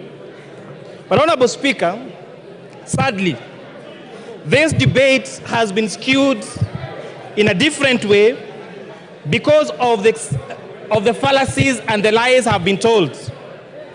Honorable Speaker, I have seen some members and members of the public say that the bill introduces taxation on cancer patients. I have gone through the bill word by word, clause by clause, and there is absolutely nothing on this bill that mentions about cancer patients. These falsehoods to emotionalize our members of the public is immoral, is wrong, and it is very distasteful.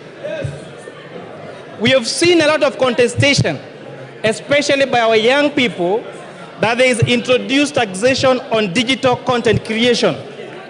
Honorable Speaker, this is far from truth. In fact, the bill proposes to exclude content creation that does not lead to money generation. The rejection of this bill will make our content creators worse off than they are in the current provisions of the law. The current provision of the Finance Act talks about content creation even when it is not monetized. The bill proposes to delete content creation that is not monetized, and that is a fact of the matter. So for our content creators, rejection of this bill means that you'll be worse off than we were last year or that we were in the moment. I've watched the debate on sanitary towels and diapers.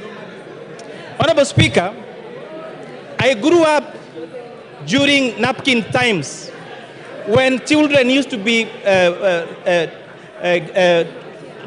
napped with napkins. And I've seen how diapers has revolutionized and modernized our women. A few years ago, Honorable Speaker, the quality of a good mother and a good wife was known by how well she washed the napkins for her children. They used to soak them at night with jik, with hot water, and tire their hands to wash them white. And when neighbors would pass, they would watch how white they are, and the quality of that wife and mother was based on how white those napkins are. Therefore, where we are in diapers, we have greatly revolutionized and given dignity to our wives and to our mothers.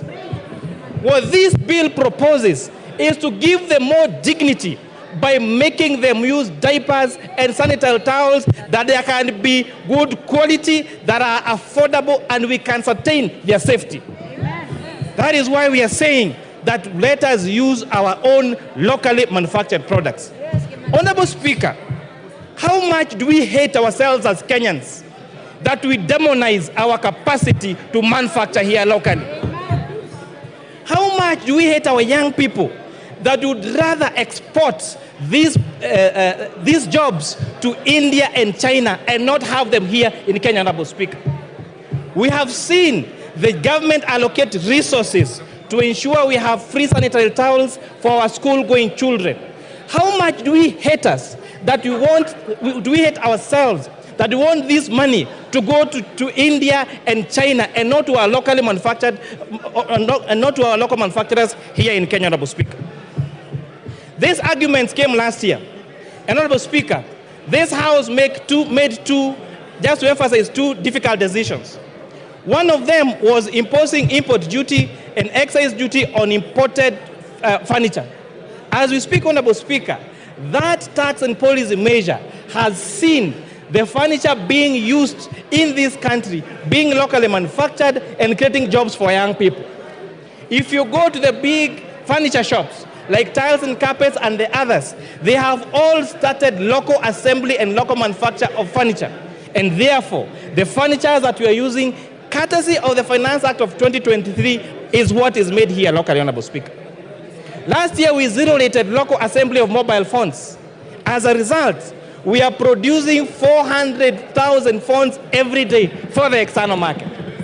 Therefore, Honorable Speaker, it means and demonstrates that giving tax incentives to manufacturers leads to the growth of local manufacturing and continues with the mantle of Buy Kenya, Build Kenya.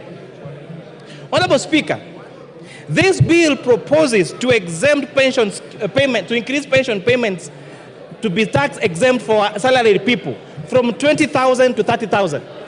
Rejection of this bill, Honorable Speaker, would mean that these pension contributions to take care of us when we get old is going to be tax exempt, and therefore Kenyans will be worse off if this bill is rejected, if the amendments as proposed in the bill.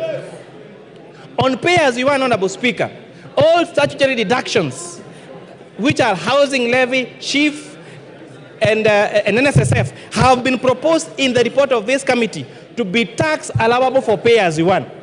Rejection of this bill as amended by this committee would mean that our salaried Kenyans will have less disposable income to take home if this bill as amended is going to be rejected. Honorable Speaker, on the ease of doing business, if you have sales that are that are above 5 million shillings, you are subject to VAT registration. This bill and the report of this committee recommends increasing this from 5 million to 8 million shillings. Therefore, rejection of this bill will, as amended by the committee will make it more difficult for our businesses. Honorable Speaker, you had the complaints on eating systems last year for our avocado farmers and for the young traders. This bill, as proposed with the proposed amendment by the committee, is exempting subsistence farmers and SMEs with a turnover of less than 1 million shillings from... Yes, order. Jared Okello, what is the point of order? And under what standing order are you raising? Give him the mic. I thank you very much, Honorable Speaker. I rise on a point of order number 91. Honorable Speaker, there is a pattern that is developing into this House that each time we come up with objectivity on a matter such as this, we are being told that CDF will be reduced, there will be no Kera roads. This kind of blackmail must stop, Honorable Speaker. We must always What is out engage. of order? What is out of order is what the chair of the Finance Committee is telling us, Honorable Speaker, that it will reduce even issues of this House, Honorable Speaker. But I also reject this bill in total in line with Nyando. Order, Jared. That is called rigging. Finish up, Kimani. Thank you, Honorable Speaker.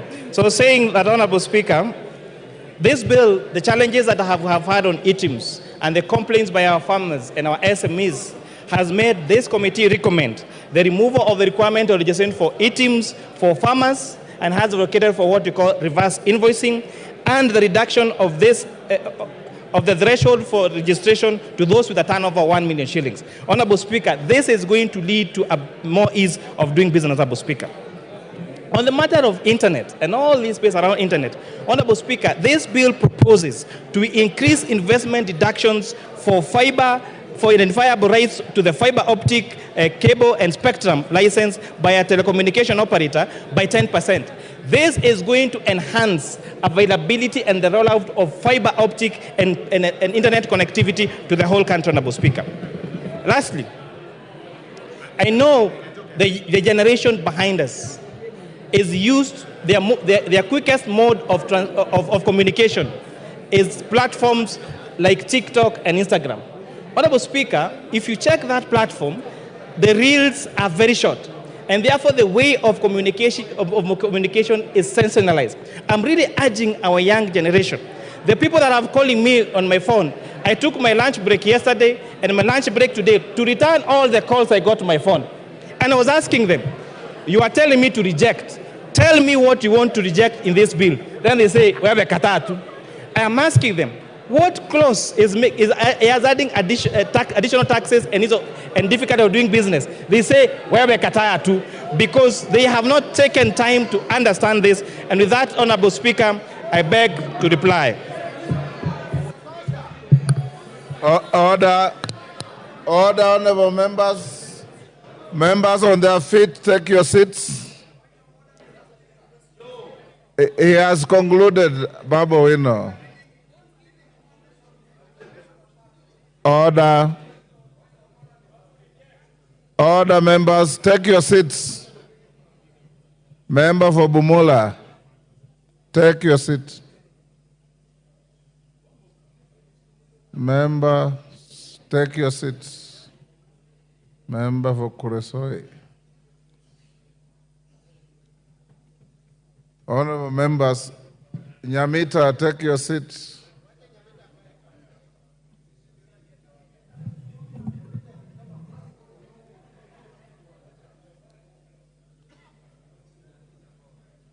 Honorable Nyamita, you can't be strolling around the house when you are being told to take your seat.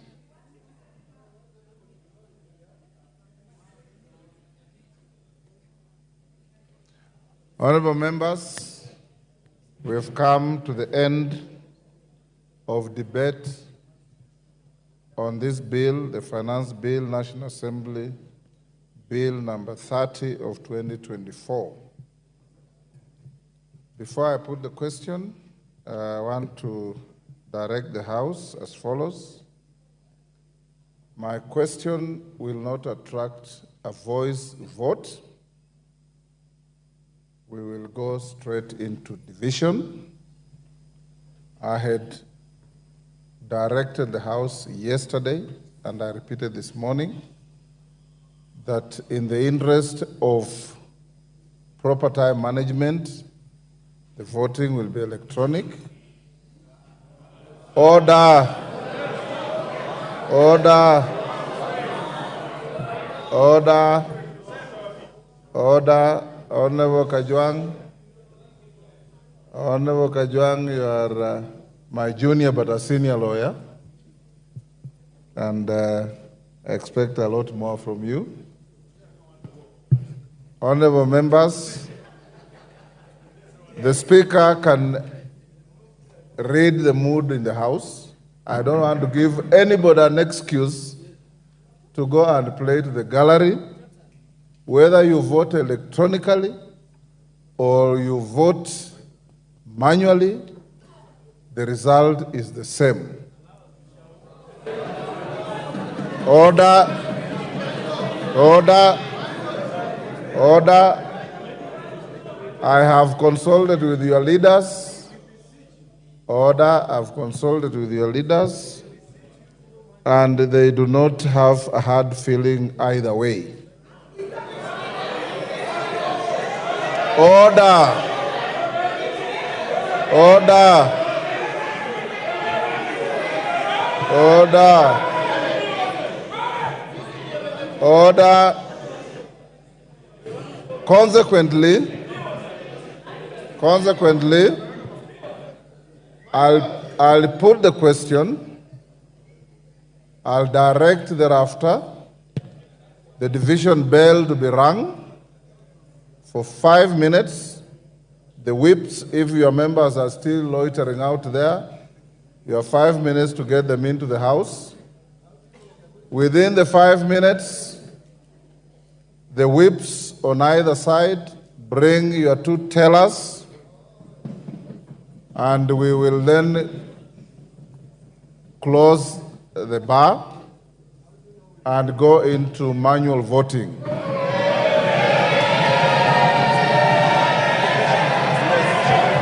Order.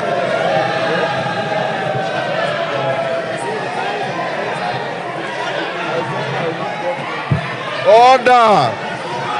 Order, honorable members. Order. Order. I now put the question.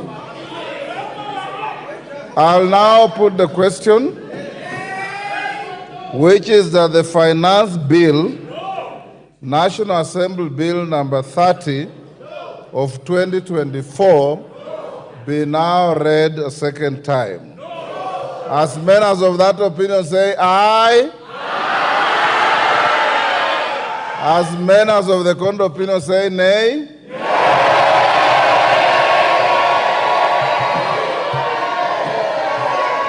Order. Order. Order.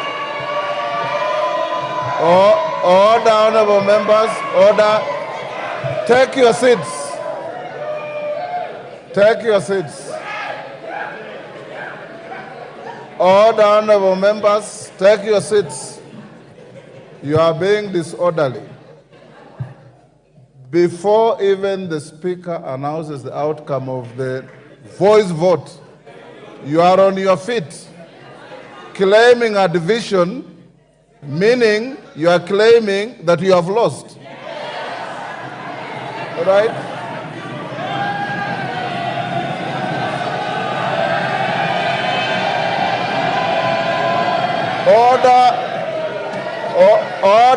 Order, Millie Odhiambo. In my many years in this house, I've never heard of the winner claiming a division. It's only the losing side that claims a division. So why are you demonstrating this? I put the question again. Order. I'll now put the question again, which is that the finance bill, I like the comic relief in the house, which is that the finance bill, National Assembly Bill number 30 of 2024, be now read a second time. As many as of that opinion say aye. Aye. Will those of the contrary opinion say nay?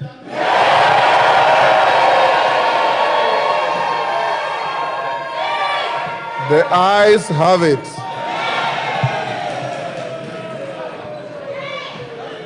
Order, take your seats. Take your seats. Take your seats. Order, honorable members. Order, take your seats. Order, take your seats. Order, Mwango, take your seat. Honorable Mwango. The claim for a division is overwhelming. We don't need to count. I now direct that the division bell be rung for 5 minutes. Junet and Osoro provide 2 tellers each, and after 5 minutes, we'll cross the bar and go to a roll call vote.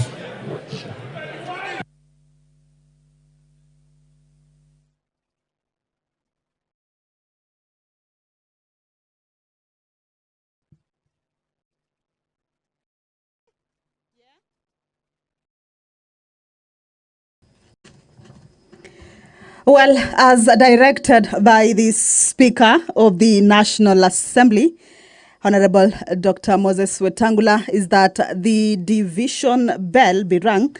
This is for 10 minutes.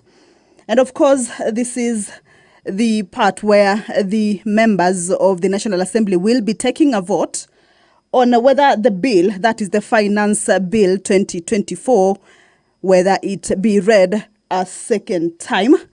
And it has been indicated by the Speaker that the vote will be a roll call vote. What we have just witnessed is that the members have taken a vote.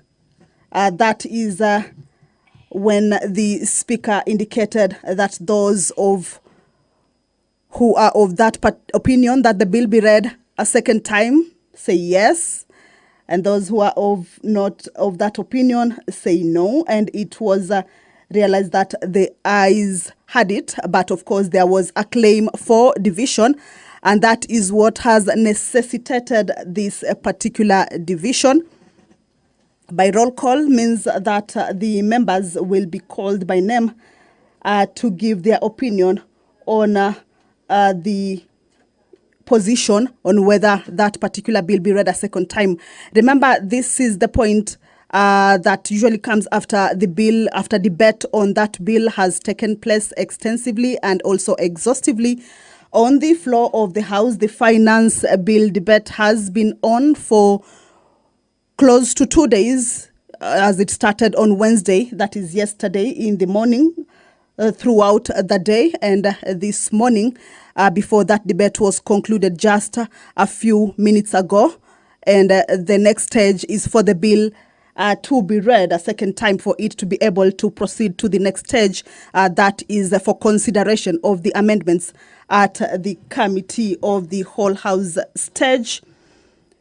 Once that 5-minute division bell is over, as directed by the Speaker, the whips of the House, this means the whip from the majority side, as well as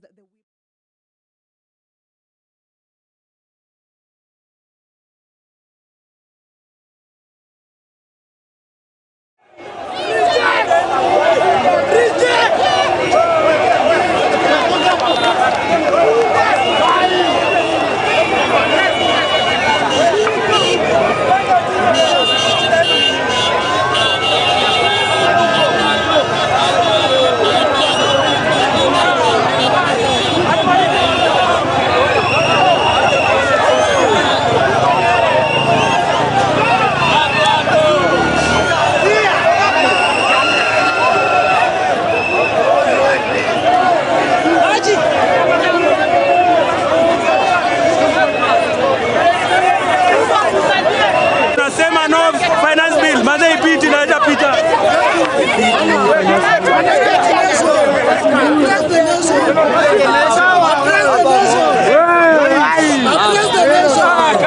Kaka ndio huyo hapa. Kingaka. Kamoja hapa na bonga. Bonga wapi? Live. Wewe unajua, si lazima ni bonge, unajua. Reject bwana. Reject. Twendeni hivi. Don't go that side. Kama hiyo reject. We are ready. Reject. Wanaanza kuedi. Reject. Na sorry. Amesimama na sisi. Yuko remba mwenyewe.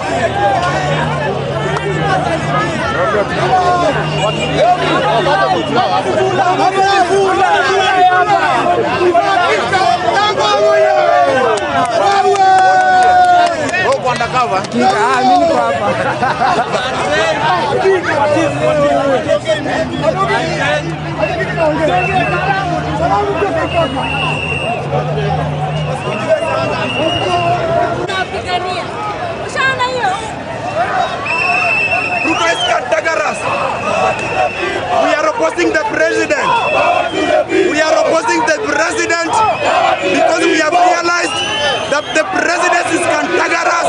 The presidency is diabolical. You have to go. We don't need you.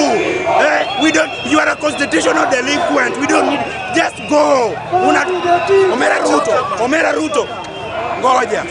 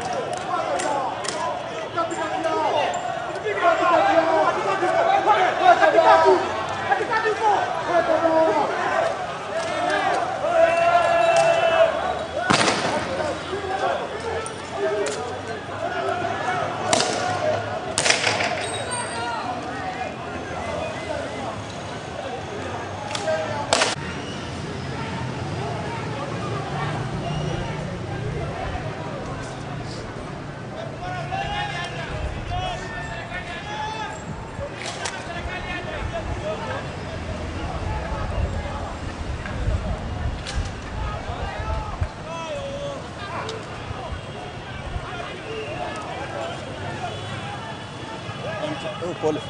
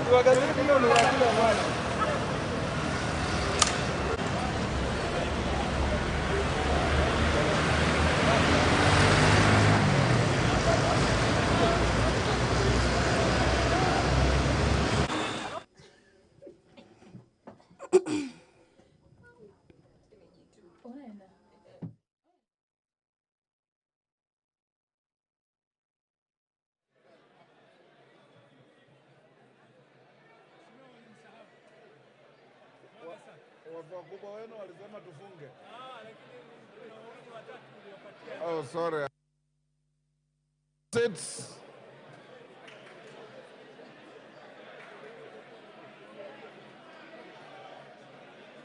Order.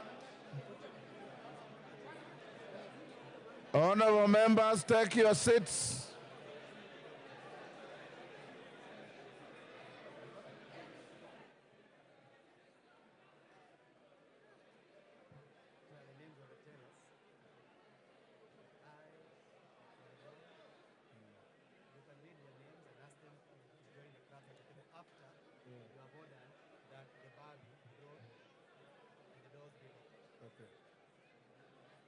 Are there still members behind here? Are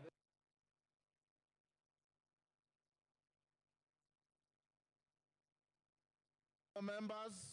Order. Take your seats.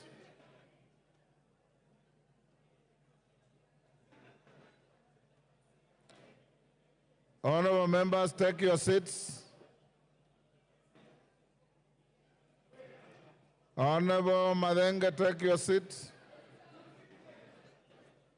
Take your seats.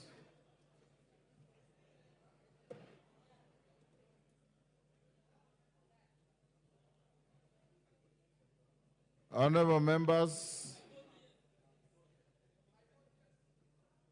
take your seats. I now order that the bars be drawn.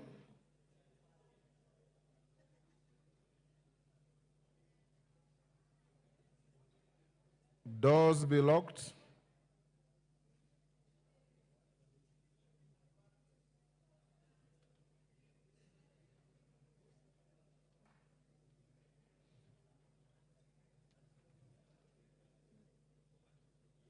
Do I put the question again before the start?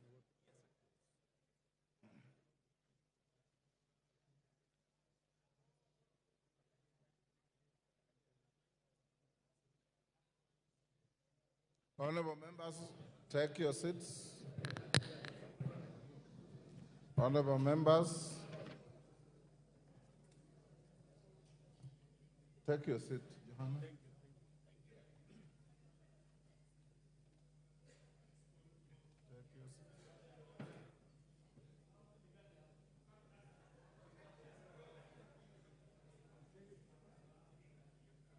Rindikiri, take your seat.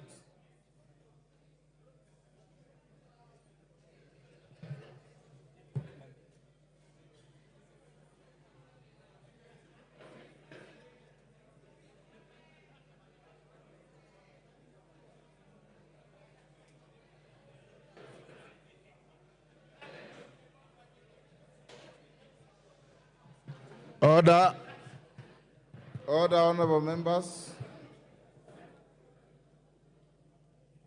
Honorable members, the following have been appointed by the whips as tellers. For the ayes: Robert Bukose MP, Eric Wamumbi MP. For the noes: Julius Mawathe MP, Jared Okello MP. The vote available to each member is ayes, which is yes, nays, which is no, and the third vote is abstention. Those of you who wish to abstain, you record your name at the clerk's desk when you are called, or when you shout that you abstain. I'll now, pardon?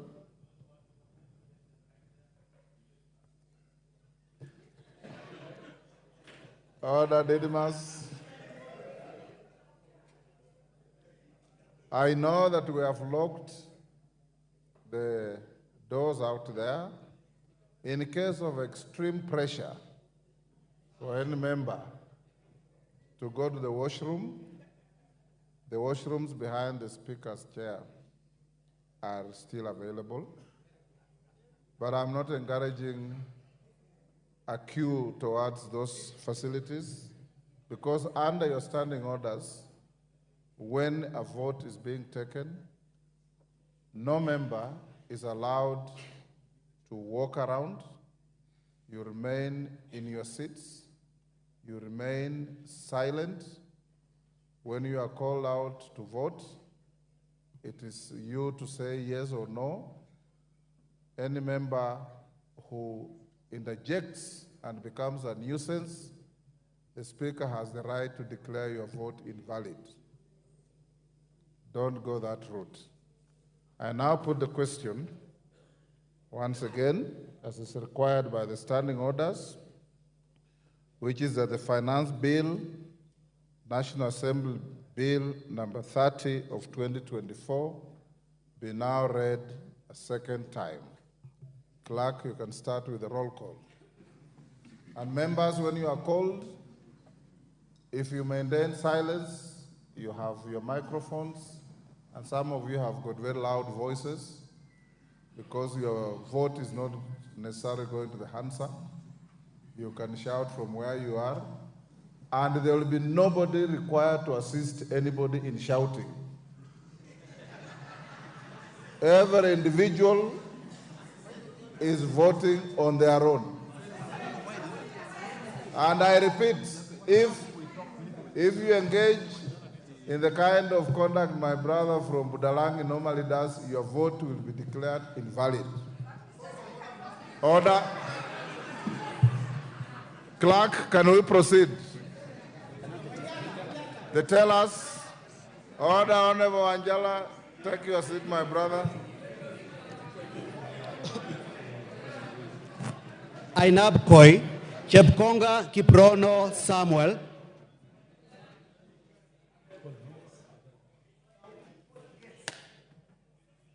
Ainamoi Langat Benjamin Kipkrui. Aldai Kitani Marian Jebet. Alego Usonga Atandi Samuel Onunga. Awendo Owino John Walter. Bahati Mrembo Irene Njoki. Bahati Mrembo Irene Njoki. Balambala Shurie Abdi Omar. Balambala Shurie Abdi Omar.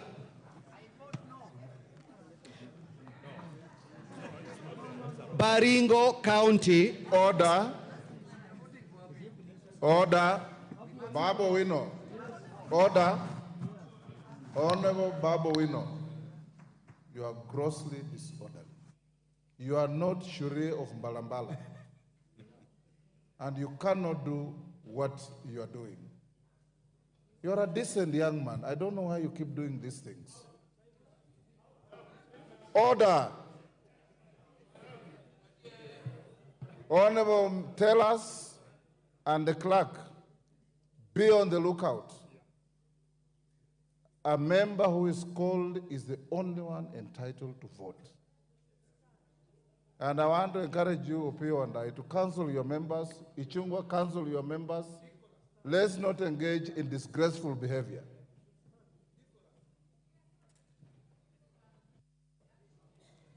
Baringo County. Balambala Shurie Abdi Omar. Baringo County, Sergon Florence Jematia. Baringo Central, Kandie Joshua Kipiegon. I vote yes. Baringo North, Kipkoros Joseph Maglap. Baringo South, Kamuren Charles. Belgut, Koech Nelson.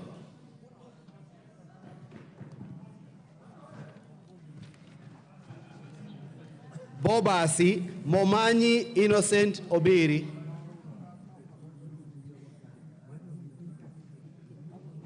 Bamachoge Borabu, Barongo Nolfason Obadia.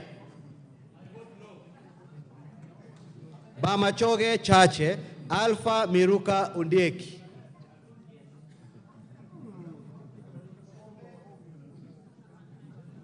Bomet County, Bomet County, Lynette Chepkoril.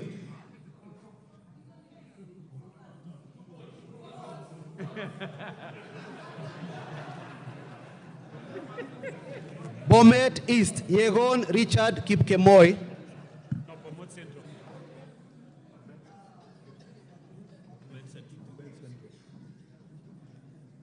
Bomet Central, Kilel Richard Cheruyot.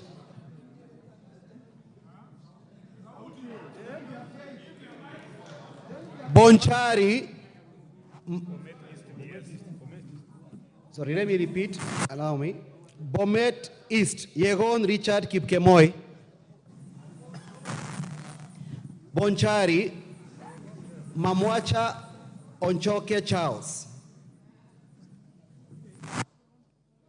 Bondo, Ogola Gideon.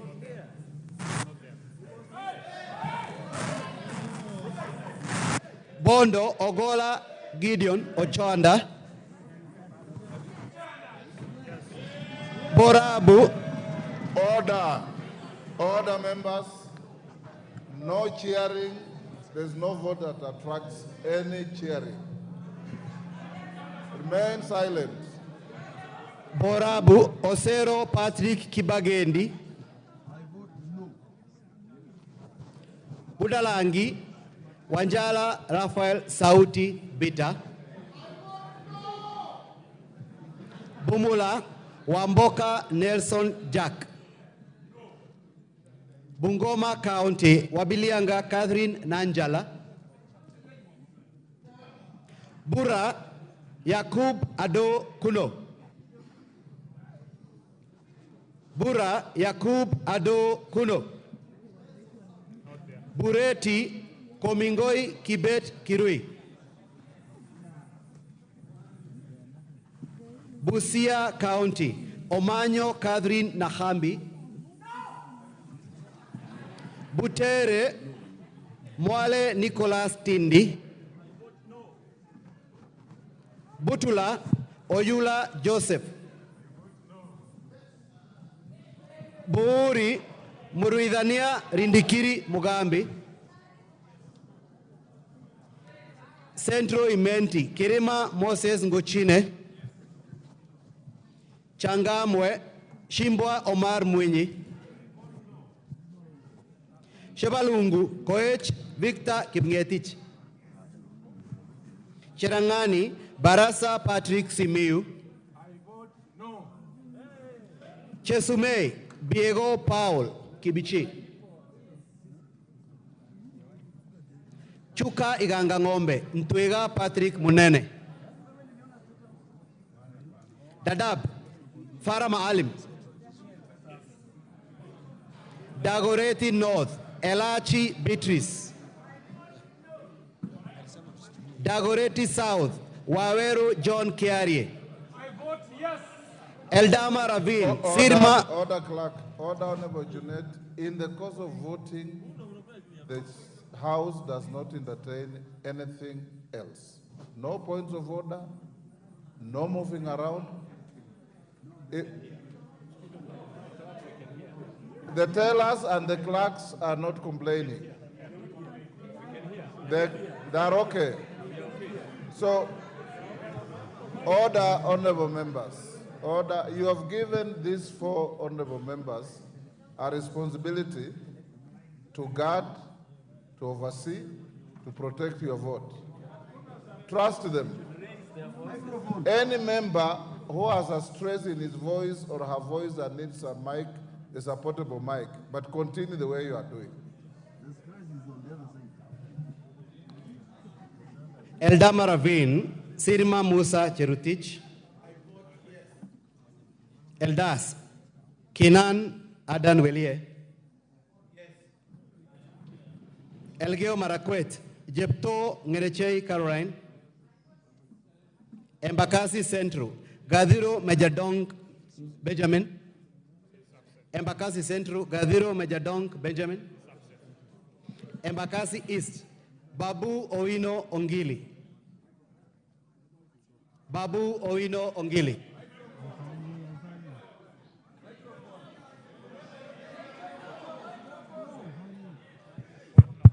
Embakasi North, Gakuya James Mwangi.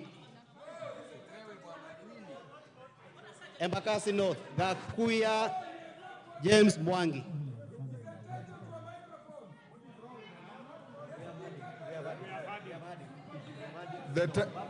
Order, the tellers say they have had you vote no. So why do you want the microphone again? Take your seat.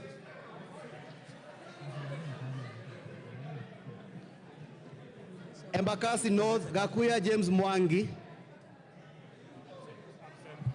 Embakasi South, Mawade Julius Musili. On behalf of Embakasi South people, I vote no. Embakasi West, Mwenje Mark Samuel Mureithi. Embu County, Double N Pamela Njoki. Mgwen, Lelmengit Joses Kipto. Emuhaya, Omboko Milemba. Emurwa Dikir, Johanna Ngeno. Endebes, Pukose Robert. Yes. Fafi Yakub Farah Sala. Fafi Yakub Sara. Yes, 14 years. Funyula Oundo Wilberforce Jambo. Galole Hiribaye Said Buya.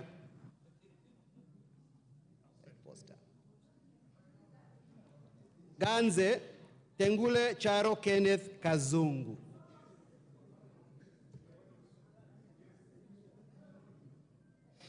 Garissa County, Siad Udgon Amina.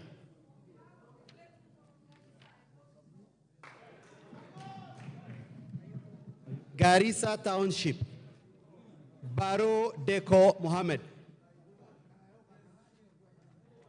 Garsen, Guyo Ali Wario. Gatanga, Moreu Wakili Edward. Gatundu North, Kururia Njoroge. Gatundu North, Kururia Njoroge. Gatundu South, Kagombe Gabriel. Game, Elisha Odhiambo. Gichugu, Githinji Robert Gichimu. Gilgil, Mother Wangari. Githunguri, Wamuchomba Gadhoni. Hamisi, Gimose Charles Gumini. Where is he? Hamisi, Gimose Charles Gumini. Homa Bay County, Bensuda Osogo Atieno.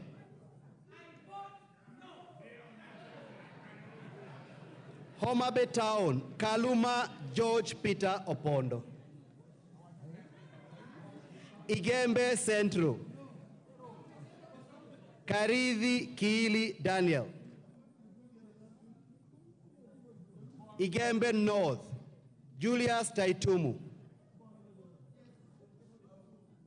Igembe South, John Paul Mwirigi.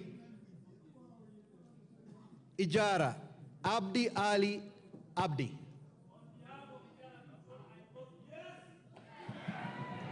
Ikolomani, Shinali Bernard Masaka. Ikolomani, Shinali Bernard Masaka. Isiolo County, Mumina Golo, Isiolo County, Mumina Golo Bonaya. Isiolo North, Lomwa Joseph Samal. Isiolo South, Tubi Bidu Mohammed.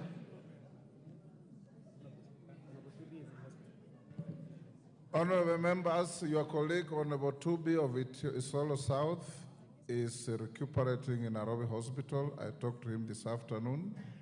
Let's pray for him. There is no vote for him. Go. Jomvu, Badibadi Twalib. Juja, Koimbori George. Juja, Koimbori George.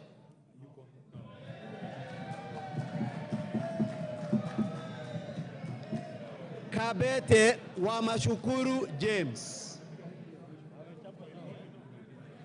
Kabete Wamashukuru James.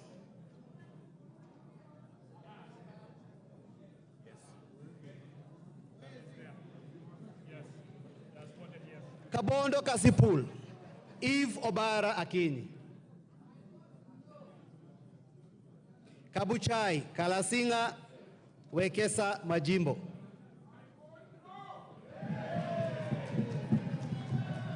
Kacheliba, Titus Lote. Kacheliba, Titus Lote. Kaiti, Kimilu Joseph Kivinda. Kajiado County, Sankaire Lea Sopiato. Kajiado Central, Memusi Kanchori.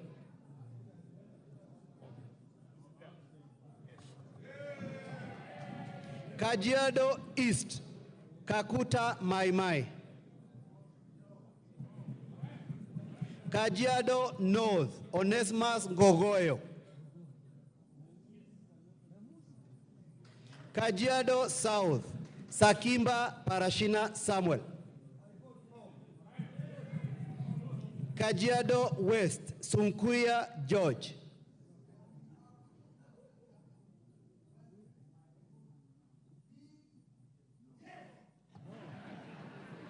Kakamega County, LC Muhanda. Kakamega County, LC Muhanda. Kaloleni, Katana Paul Kahindi. Kamukonji, Hassan Abdi Yusuf. Kandara, Chege Njoguna. Kandui, Makali John. Kangema, Peter Irungu Kihongi. Kangundo, Fabian Chule Muli. Kapenguria, Moroto Samuel Chumel. Kapseret, Oscar Sudi.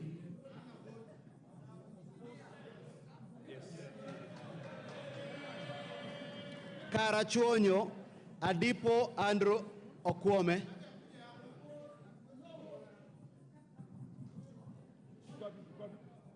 Kasarani, Karauri, Ronald Kamuiko. Kasipul, Were Charles Ongondo.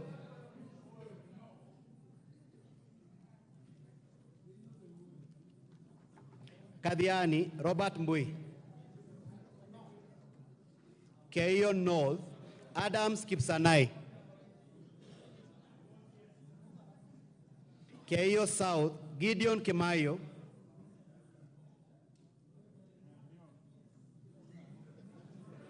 Kericho County, Beatrice Kemei.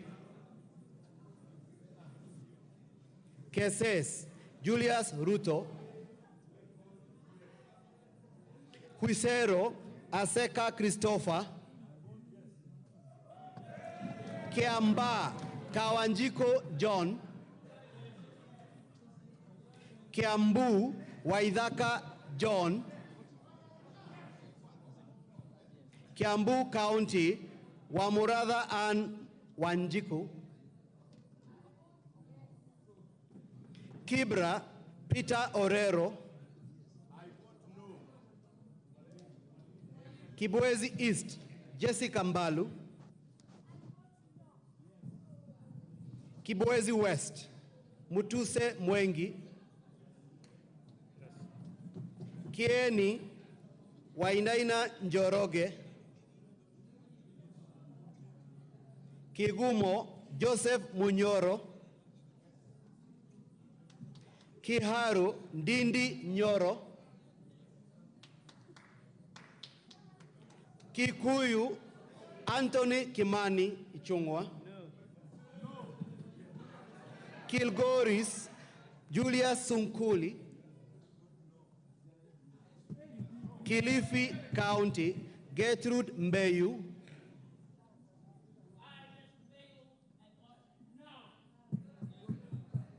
Kilifi North Owen Bayer, Kilifi South Richard Ken Chonga, Kilome Nzambia Kidwa, Kimilili Didmas Barasa Wekesa, Kiminini Kakai Bisau, Kinango Gonzi Rai, Kinangop Kwenya Dhuku, Kinangop Kwenya Dhuku, Kipipiri Wanjiku Muhea, Kipkelion East Cherorot Joseph, Kipkelion West Hillary Kiplangat Kosgei, Kirinyaga County Jane Maina, Kirinyaga County Jane Maina Njeri, Kirinyaga Central Joseph Gitari, Kisauni Benzimba Rashid Juma, Kisii County Donya Doris Aburi, Kisii County Donya Doris Aburi, Kisumu County Ruth Othiambo Busia Odinga, Kisumu Central Oron Joshua Odongo, Kisumu East Shakil Shabir,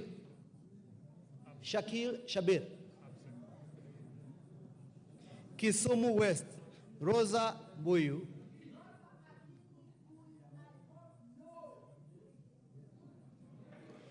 Kitui County Kasalu Irene Mudhoni,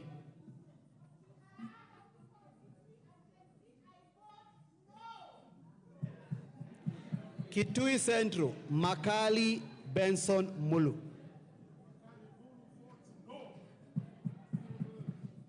Kitui East Nimrod Mbai, Kitui Rural Mboni Mwalika, Kitui South Recho Nyamae Kaki, Kitui West Edith Nyenze, Kitutu Chache North Japheth Nyakundi Mokaya, Kitutu Chache South Kibagendi Anthony, Kitutu Masaba Gesairo Clive Ombane,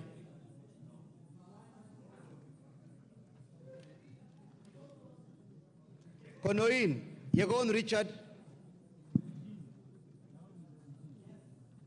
Kuresoi North Mutai Alfred, Kulesoi North Mutai Alfred, Kulesoi South Tonui Joseph, Kuria East, Kitayama, Maisori, Marwa.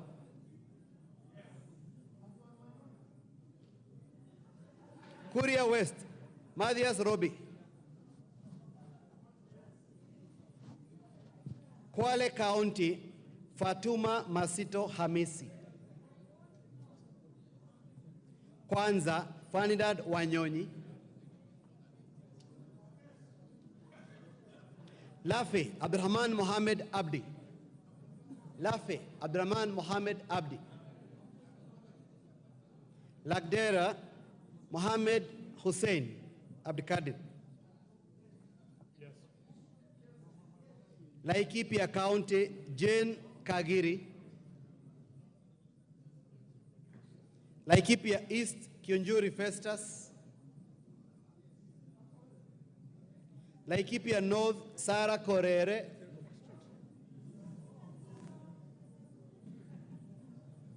Laikipia West, Stephen Wachira Karani. Leisamis, Joseph Lekuton. Lamu County, Modoni Marubu. Lamu East, Rueda Obo. Lamu West, Stanley Mudama. Langata, Felix Adiwol Kothe. Lari, Kahangara Joseph. Likoni, Mishi Mboko. Likuyani, Innocent Mugabe. Limuru, John Chege Kiragu. Loima, Protas Akuja.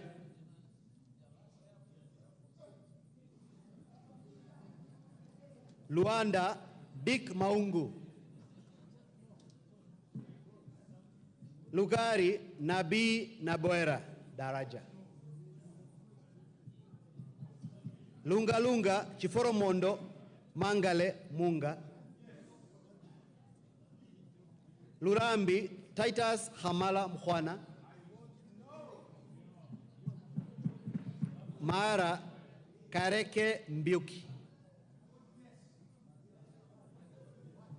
Machakos County, Joyce Kamene.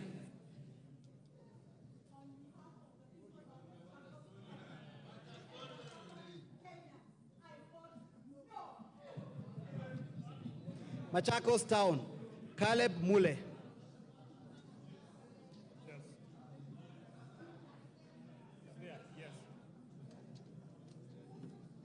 Makandara, George Aladwa. Makueni, Suzanne Dunge Kiamba. Makueni County, Rose Mumo Museo. Malava, Malulu Ichendi.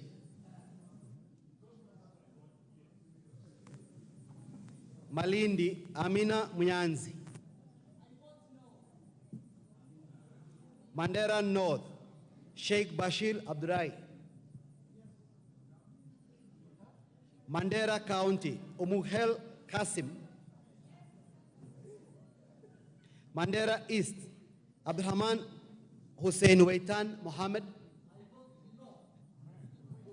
Mandera South, Abdul Ibrahim Haro. Mandera West, Yusuf Adan Haji. Mandera West, Yusuf Adan Haji. Manyata, Mukunji John. Manyata, Mukunji John. Let him take again. No, let him take again. Not even again. Listen, repeat. Maragua.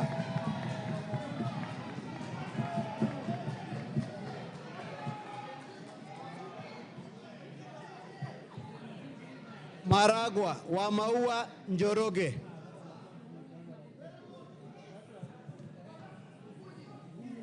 Marakwet East, David Bowen.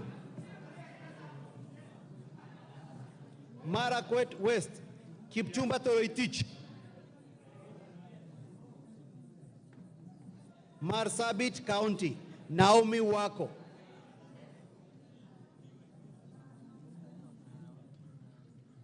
Masinga, Joshua Mwalio.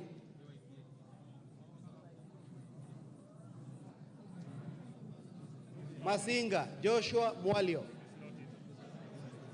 Matayos, Joyfrey Odanga. Madare, Antonio Roach.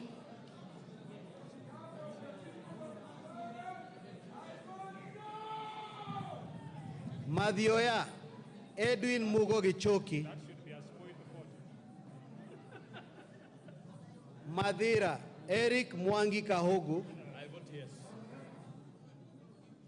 Matuga, Kasim Sawa Tandaza. Yes. Matungu, Nabulido Peter Oscar. Yes. Matungulu, Stephen Mule. Mavoko, Patrick Kingola Macau. Mbere North, Geoffrey Kariuki Kiringa. Yes. Mbere South, Nabat Bernard Muriuki. Yes. Yes. Boni, Erastus Kibasu.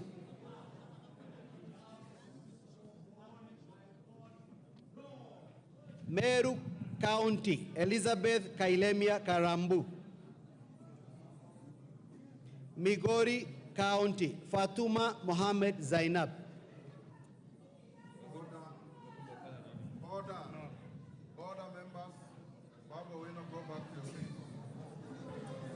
Go back to your seat.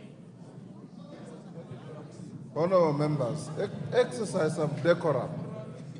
Junaid Mohammed, who is the chief whip of the minority, has not notified the speaker of the change of any teller. Teller. And you also go through elections. Once you appoint accounting agent, he remains accounting agent to the end. Isn't that so?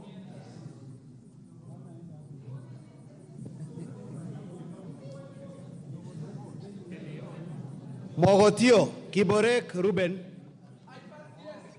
Moiben, Barto Phyllis. Molo, Kuria Francis Kimani.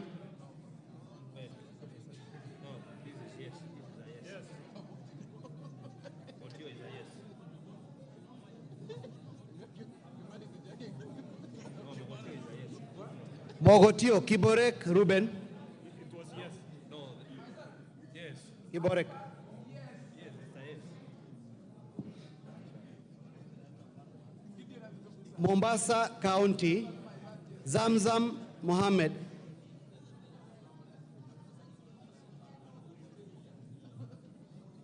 Mosop, Abraham Kirwa.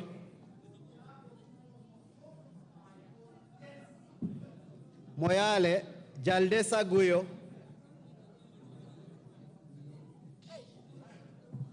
Msambweni, Salim Faisal. Mount Elgon Fred Kapondi. Muhoroni, Koyo James. Bukureini, Kaguchia John. Mumias East, Salasia Peter. That is a spoiled vote. Spoiled.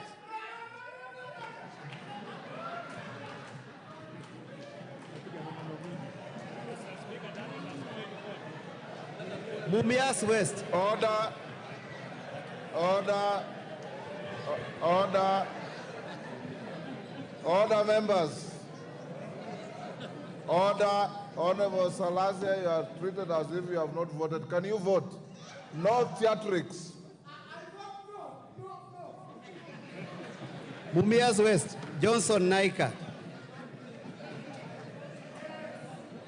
Murang'a County, Betty Maina Njeri.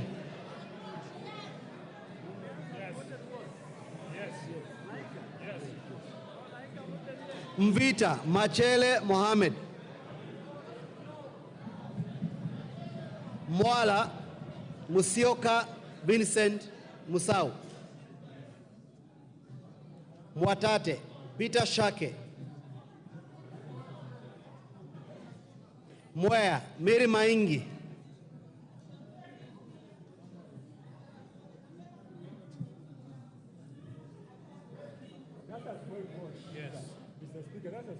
Mwingi Central. Members, avoid making speeches when you vote. Where can you vote? Mary Maingi. Okay. Mwingi Central. Muliungi Gideon Mutemi. On behalf of Mwingi Central, I vote no. Mwingi North, Nzengu Paul. Mwingi West, Charles Nguna.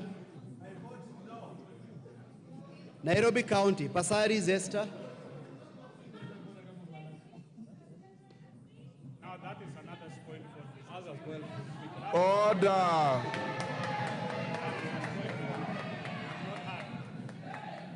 Naivasha, Jane Kihara.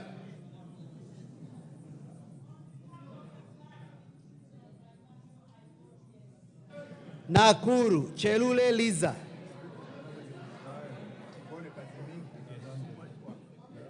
Nakuru Town East, David Gikaria.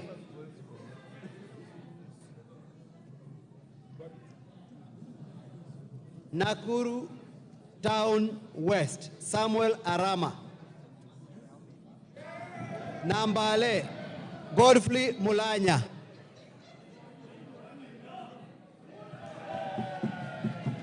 Nandi County, Cynthia Muge. Nandi Hills, Bernard Kitur.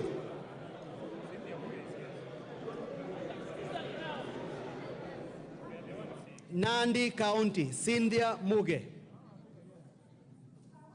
Nandi Hills, Kitur Bernard.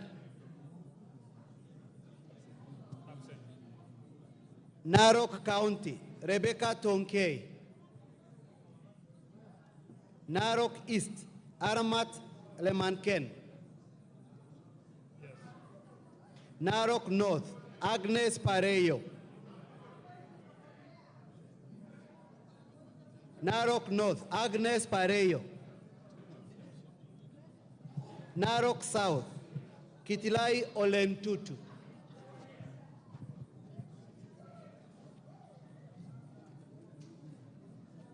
Narok West, Gabriel Tongoyo. Navajolo, Emmanuel Wangwe. Daragwa, George Gachagua. Ndiwa, Martin Peters Owino. Ndia, GK Kariuki Macharia. Njoro, Charity Kadhambi Chepkoni. Charity Kadhambi. Yes. North Hor, Guyo Ade Wario. North Imenti, Rahim Daud. North Mugirango, Joash Nyamoko. Nyakach, Aduma Joshua Owor.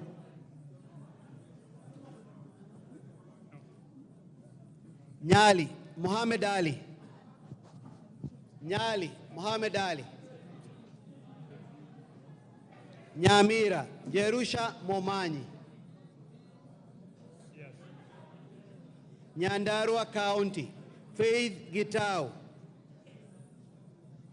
Nyando, Jared Okelo. Nyando vote no. Nyaribari Chache, Zahil Janda.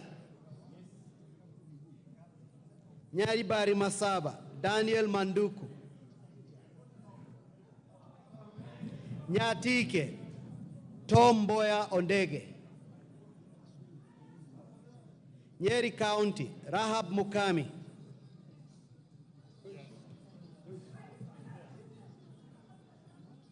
Nyeri Town, Duncan Madenge. Oljororok, Michael Muchira. Ol Kalau, Kiaraho David. Odaya, Michael Wainaina.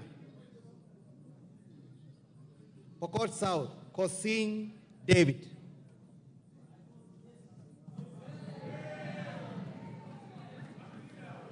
Rabbi Anthony Kenga Mupe.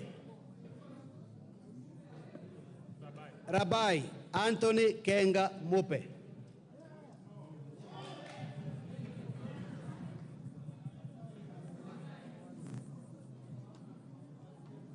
Rangwe Gogo Lilian.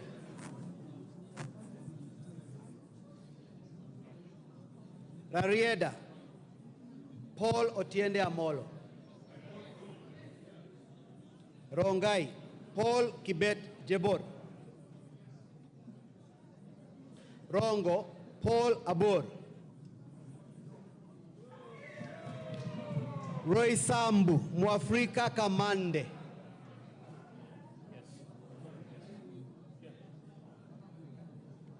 Ruaraka Tom Joseph Kajwang. Ruiru Simon Kingara. Runyenjes Karemba Eric Muchangi. Sabatia Sloya Clement Logova. Sabatia Sloya Clement Logova. Saboti Caleb Amisi. Saku Dido Raso. Samburu County Pauline Lengurus. Samburu East Lekumontare Jackson Letoijoni. Samburu North Letepila Dominic. Samburu West Josephine Lesuda Naisula.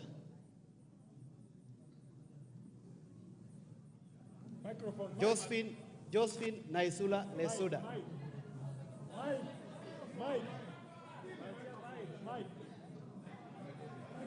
Give her the mic. Yes. I vote no. Seme James Nikal. Seme James Nikal. Sinyalu Frederick. Chinyalu Frederick Ikana.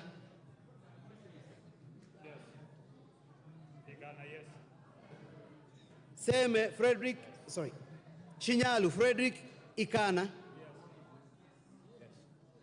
Siaya County, Christine Ombaka. Sigor, Peter Rochakapong. Sigowet Soin, Justice Kemei. Sirisia, John Waluke. Sotik, Francis Sigei.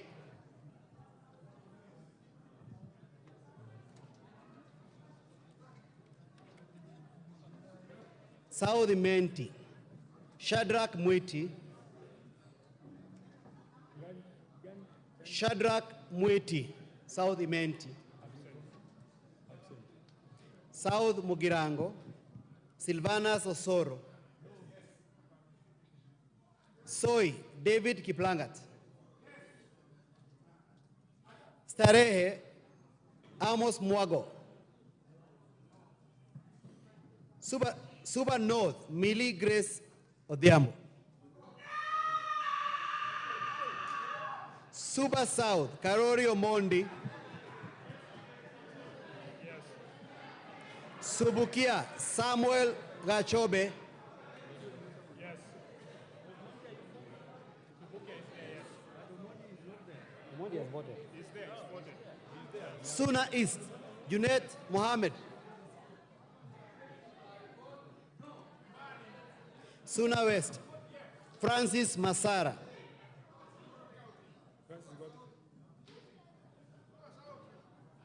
Taita Taveta County, Lydia Haika Mziki. Tana River County, Amina Dika. Tarbaj, Bare Hussein Abdi. Yes. Huh? Tarbaj, Bare Hussein Abdi. Yes. Taveta, John Okano Bwire. Teso North, Oku Kaunya.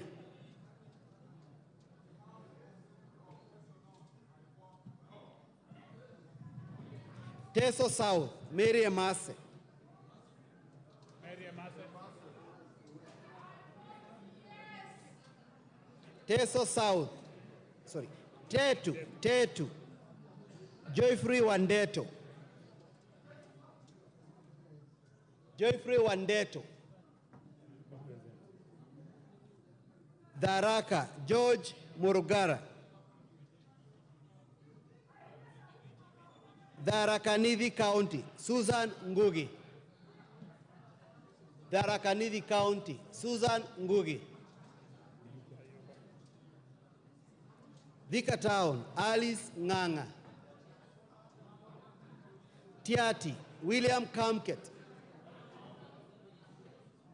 Tiati, William Kamket. Tigania East, Mpuru Aburi. Tigania West, John Mutunga. Tinderet, Julius Meli. Tongaren, John Chikati. Trans Nzoia County, Lillian Sioi. Order. Order. The Chief Whip on the minority side informs me that he is appointed member for Pumula to relieve Honorable Mawade as a teller.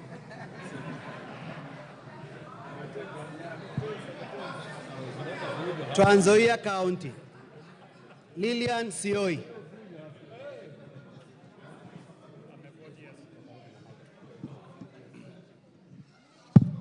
Tarbo, Janet Citiene. Turkana County, Cecilia Ngetit. Turkana County, Cecilia Ngetit. Turkana Central, Joseph Namor Emade. Turkana East, Nicholas Gikolok Ngikor. Turkana East, Nicholas Ngikolong Ngikor. Turkana North, Paul Ekom Nabuin.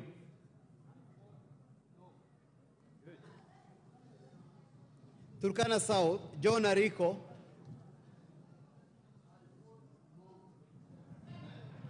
Turkana West, Nanok Daniel.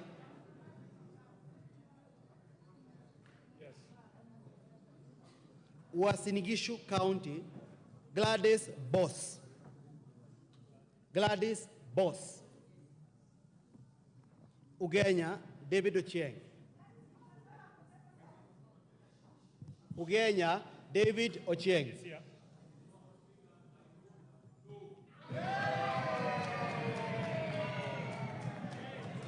Ugunja, James Wandai. James Wandai. Oriri, Mark Nyamita.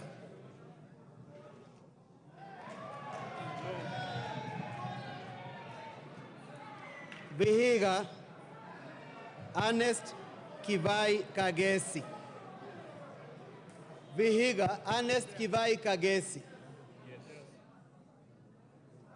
Vihiga County. Beatrice Adagala. Yes. She's here. Beatrice Adagala.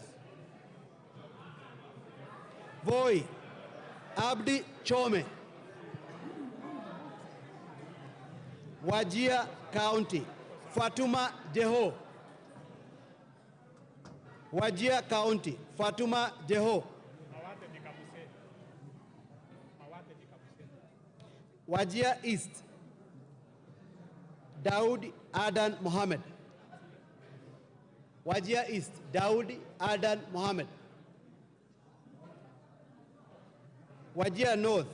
Abdi Saneh. Wajir South. Ado Mohammed. Wajir South. Abdi Mohammed. Ado. Yes. Yes. Wajir West. Farah Yusuf Mohammed. No. Webuye East. Martin Pepela Wanyonyi.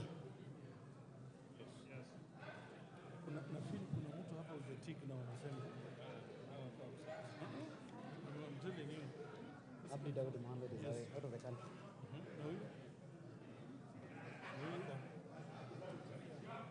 Webuye East, Daniel Wanyama. West. Webuye West, Daniel Wanyama. Yes. West Mugirango, Stephen Mogaka.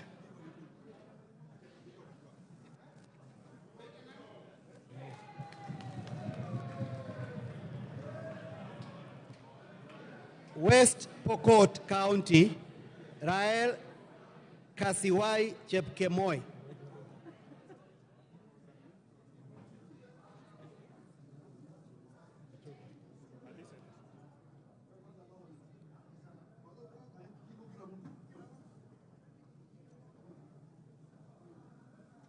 Okay, give it. West Pokot, Kasiwai Rael Chepkemoi. West Pokot, Kasiwai Rael Chepkemoi. She's there. Yes. Yes. Yes. Westlands, Wetangula Timothy Wanyonyi.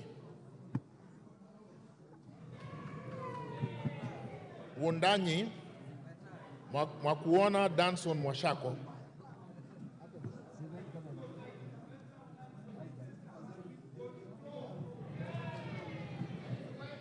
Yata, Basil Robert Ngui.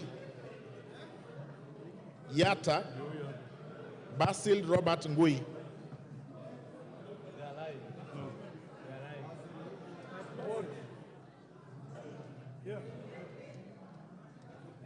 Ali Abdisirat Khalif.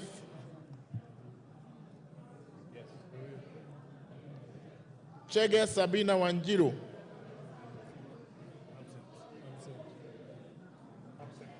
Dina Joseph Hamisi. Harun Suleka Hulbale. Ikiara Dorothy Modoni. Iraya Joseph Wainaina.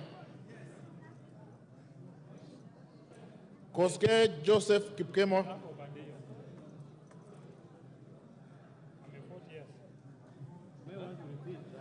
He's at the corner there. At the corner there. Okay. No, Koske. Okay. I will repeat. Koske Jackson Kipkemo. He's there. Yeah. Mayaka Irene Nyakerario.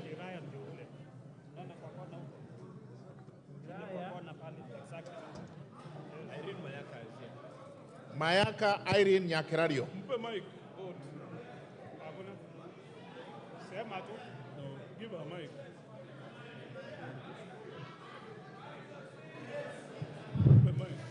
On behalf of Gen Z and the people of Nyamira, I vote no. Mohammed Umul Khair Harun. She's not nominated.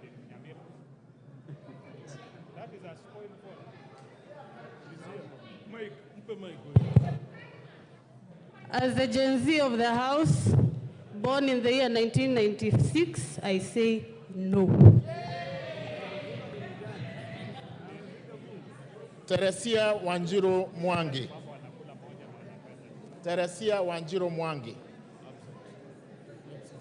Okay. John Mbadi Ngongo.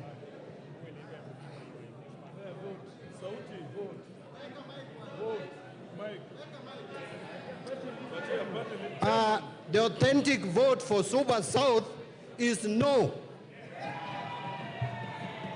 Talib Abubakar Ahmed.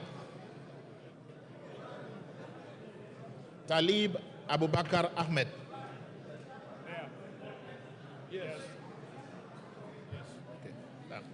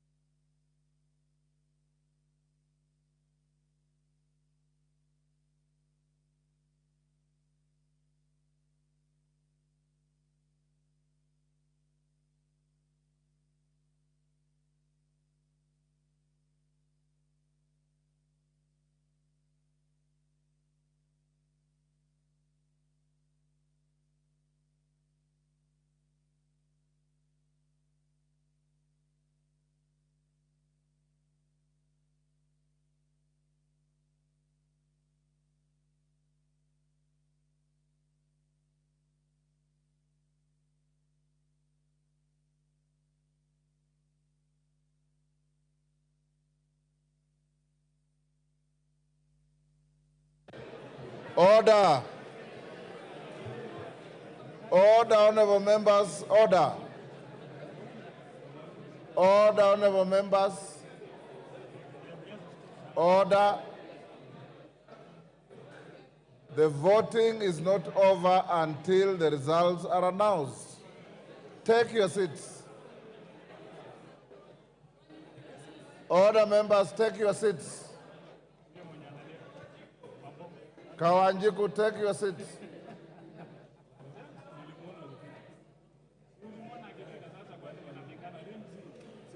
Order. Honorable members, the tellers are not sure whether Honorable Sane voted or not. He's coming to confirm.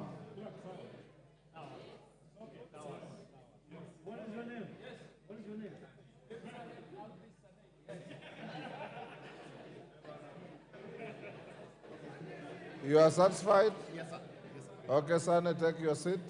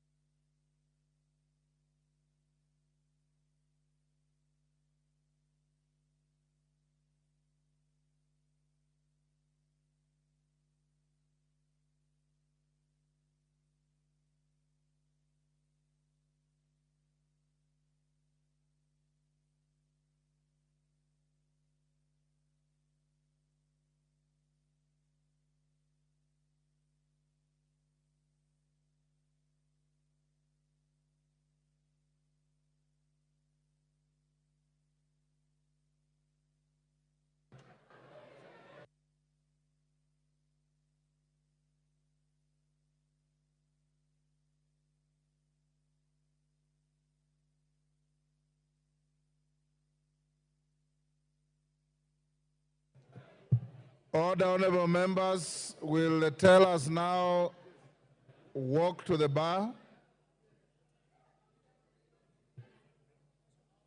Will the tellers walk to the bar?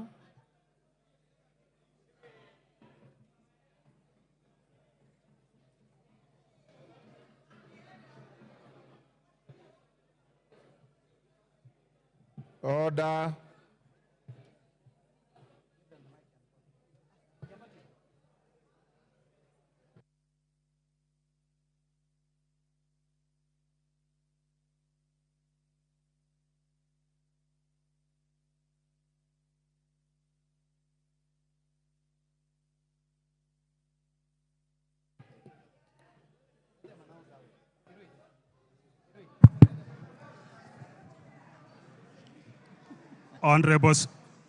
Honorable Speaker, the division on the second reading of the Finance Bill 2024 voting, the ayes 204, nays 115, abstention, abstention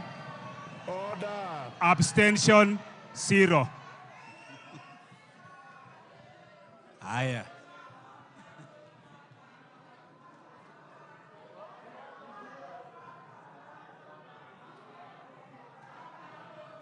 Order. Order, Honorable Millie. Order. Order. Order. The results of the vote are not announced by the teller. Order.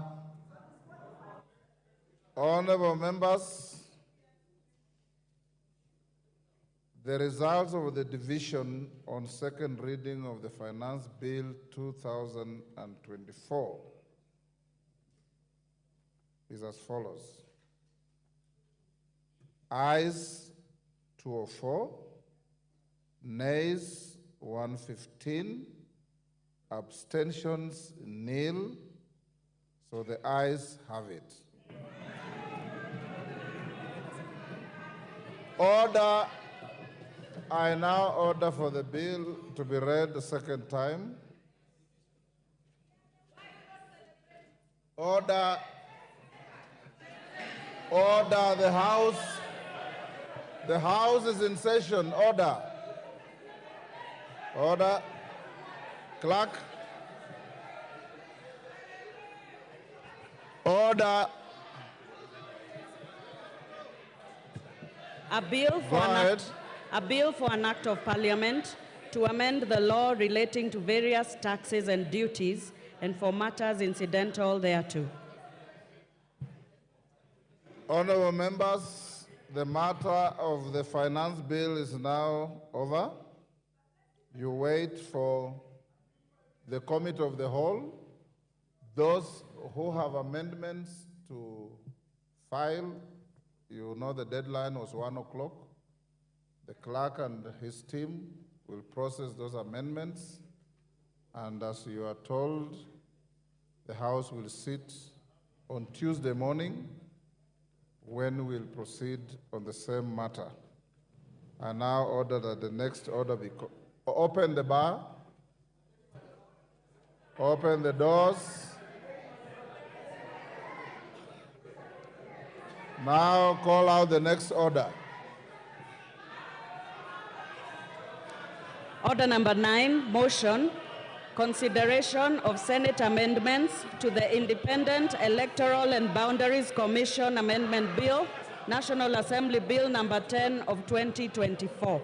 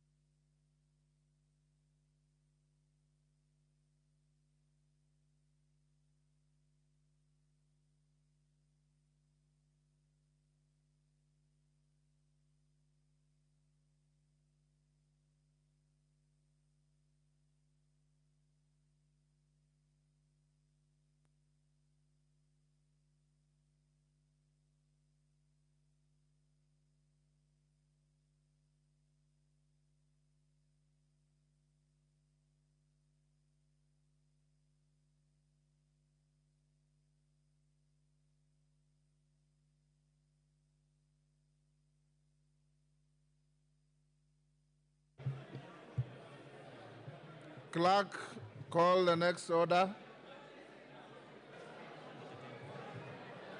Order number 9, motion, consideration of Senate amendments to the Independent Electoral and Boundaries Commission Amendment Bill, National Assembly Bill number 10 of 2024.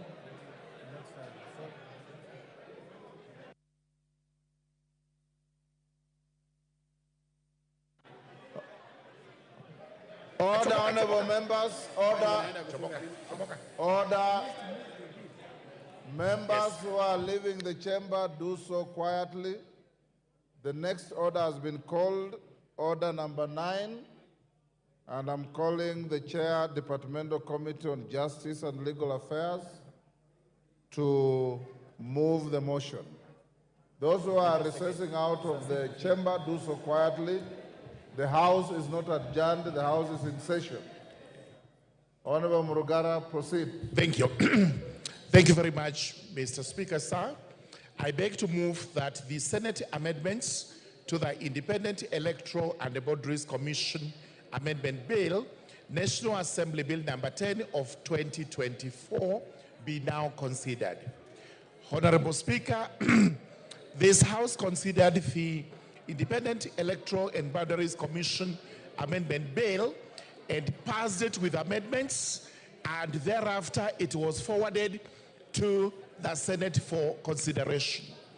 I wish to report that the Senate considered the bill and returned it with some proposed amendments, which proposed amendments the Justice and Legal Affairs Committee did consider and prepared a detailed report in which it actually agreed with the Senate in the proposals. In essence, it means that the National Assembly should now agree with the Senate on the proposed amendments, in which case then we would amend the bill as proposed by the Senate, and after that we would actually pass it ready for assent. The reason why the Justice and Legal Affairs Committee agreed with the Senate is that the proposed amendments are not major amendments as such, but are proposals that since the IEBC Act is supposed to be considered by the two houses, the bicameral houses, where we have made a provision for the National Assembly, then there is also a mention of the Senate. It would have been tidier if the Senate had proposed that we delete the National Assembly and substitute therefore with the word Parliament. But since we are not supposed to touch this bill in any other way so as not to necessitate mediation, we entirely agreed with the Senate and are now in agreement, and we do propose that we move to the Committee of the Whole House, where the proposed amendments will be considered, and once passed or adopted by this House, the bill will... Your seats. Honorable Madam Speaker, therefore I do beg the House to agree with the proposed amendments by the Senate, and we move on to the Committee of the Whole House. With those remarks, I beg to move and request the Honorable Chepkonga, the Honorable Member for Anabukoi, to actually second. I would have given.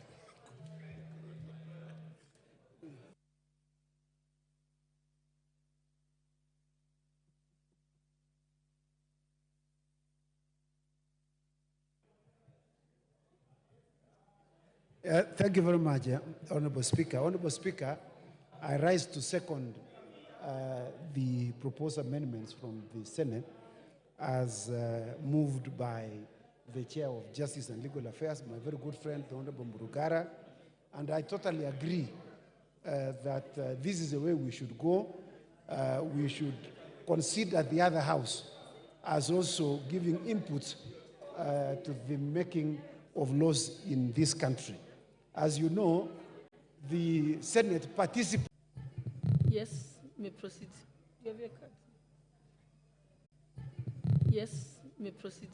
You have your card.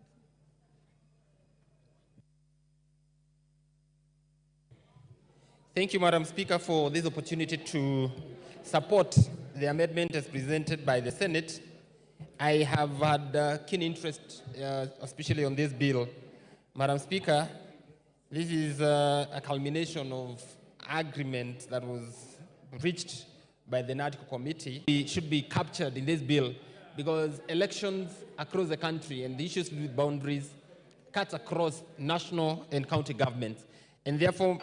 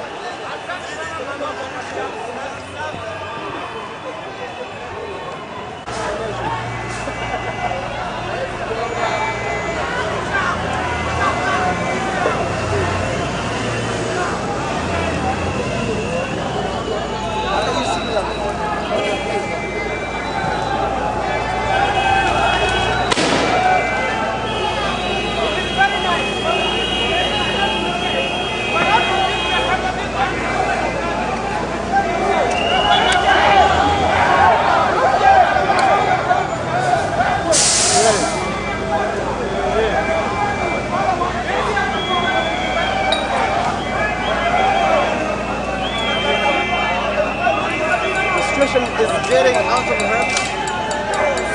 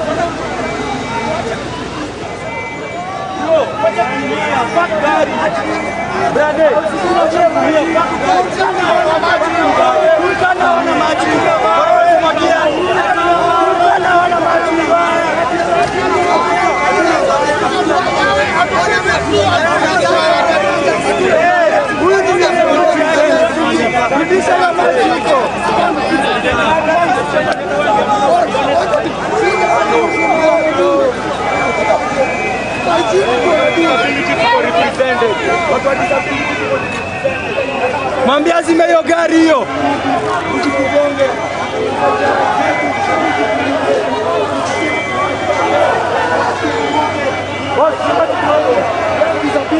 And we will fight for our right. Tusipojifightia, mnataka nani atufightie? Tusipojifightia, mnataka nani atufightie? We have disabilities, but we are here on the streets fighting for our rights, and we will not stop. We will not stop. Mwache kuvuruga.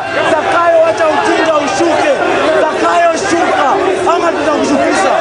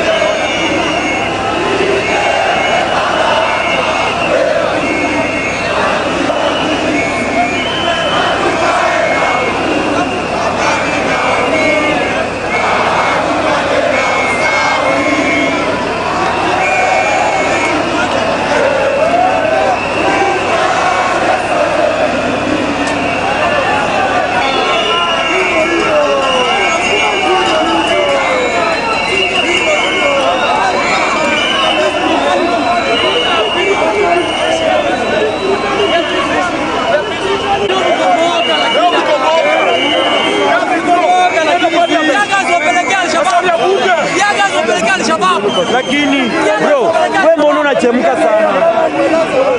Rais yako mahali unapoenda wewe hata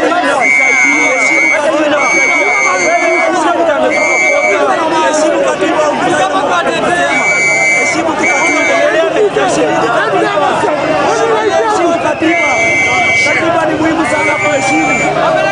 Wacheni kuinua katiba ofisa, wacheni kuinua katiba, wacheni kabisa kuinua katiba, wacheni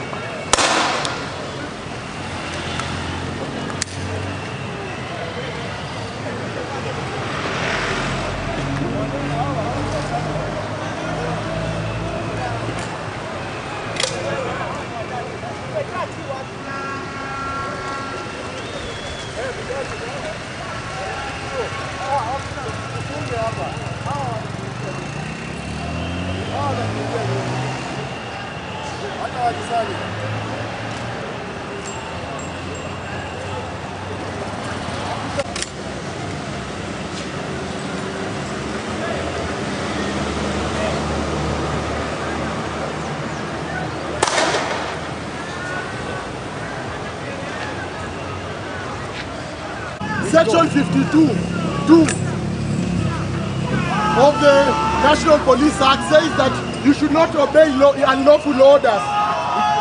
The unlawful orders that you are being issued should not be obeyed. You don't need to tear gas us. We are protesters that have come to protest peacefully, and there is no way you are going to stop us from protesting. Exactly. It is our right. You are to facilitate us to protest peacefully. That's the only involvement of a police officer. And it is now peaceful protest is protected under the Constitution. You cannot. You cannot do it.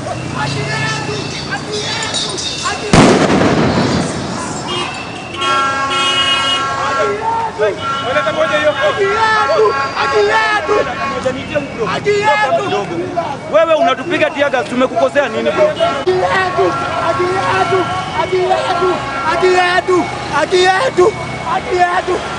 Ruto Bastingo. Leo ni leo. Amejipata. Protesting. It is a peaceful protest. You must protest them. You cannot hurt your children. You have children at home. You cannot kill your children during a peaceful protest. It's peaceful. You must protect people who are protesting. You must protect people who are protesting. I request you to do that. Ensure that you protect protesters.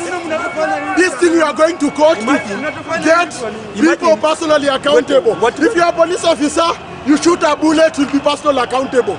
Imagine nobody will be accountable on your behalf. You bad of the use of a live bullet. Evidence has been collected.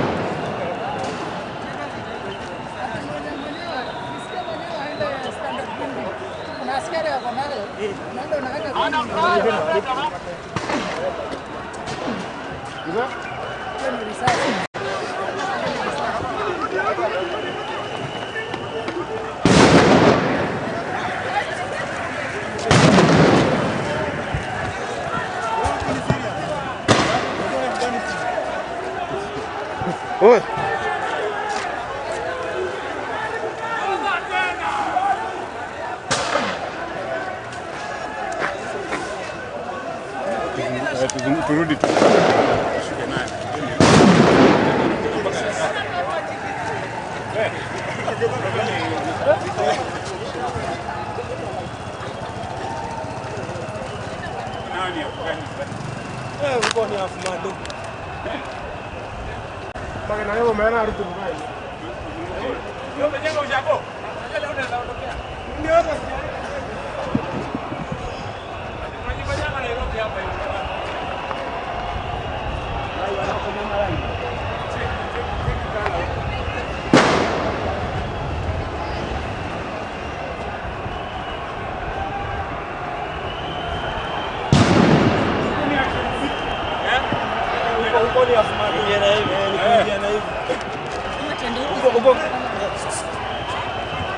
Asili tunapita hivi.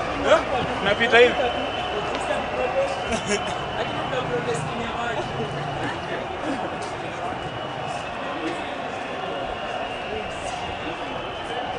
Kunaitwa Afghanistan.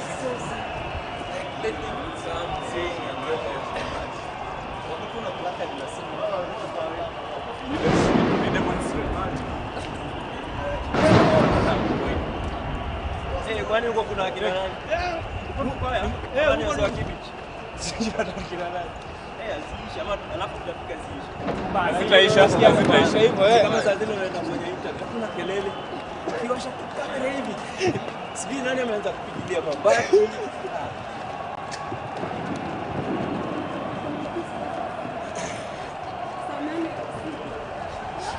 Sikia town, sikia Nairobi. Sikia Nairobi.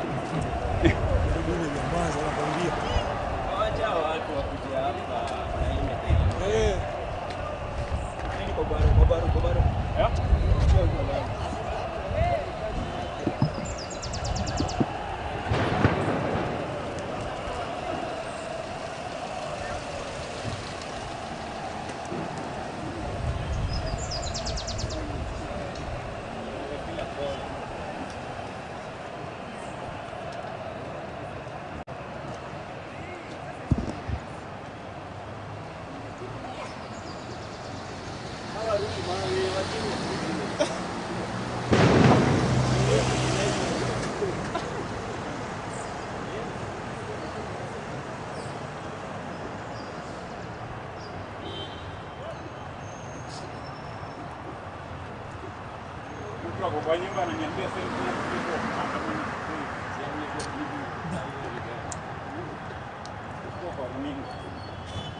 achukue video kwa mimi. Tumia lakini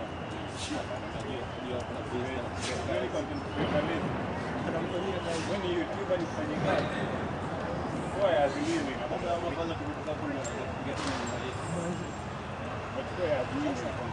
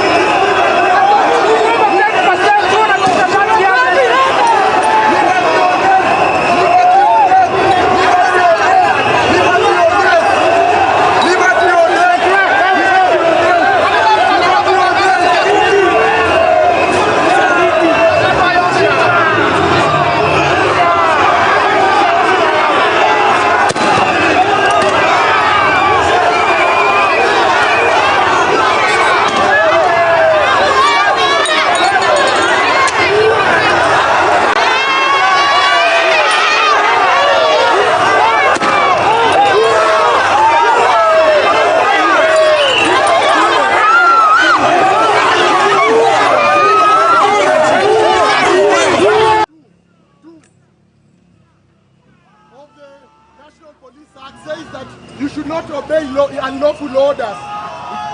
The unlawful orders that you are being issued should not be obeyed. You don't need to tear gas us. We are protesters that have come to protest peacefully, and there is no way you are going to stop us from protesting. Exactly. It is our right. You are to facilitate us to protest peacefully. That's the only involvement of a police officer. And it is now peaceful protest. This is protected under the Constitution. You cannot. You cannot do it.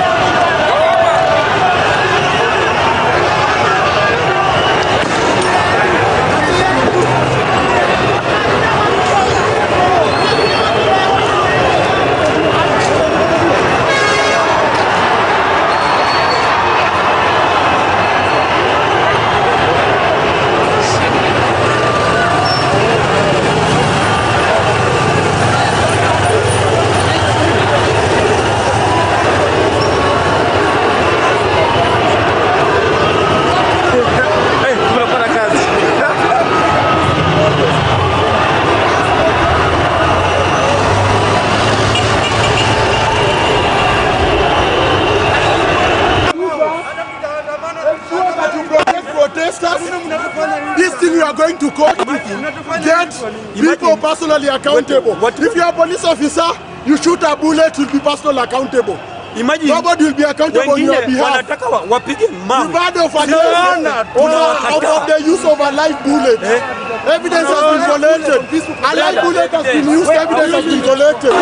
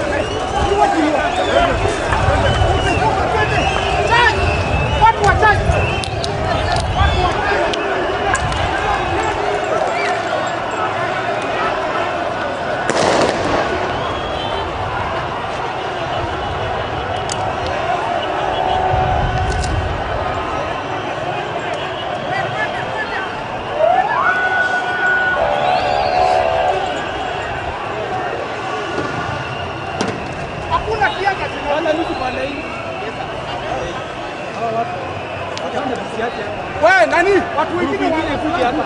Wewe. Watu wa flank huko.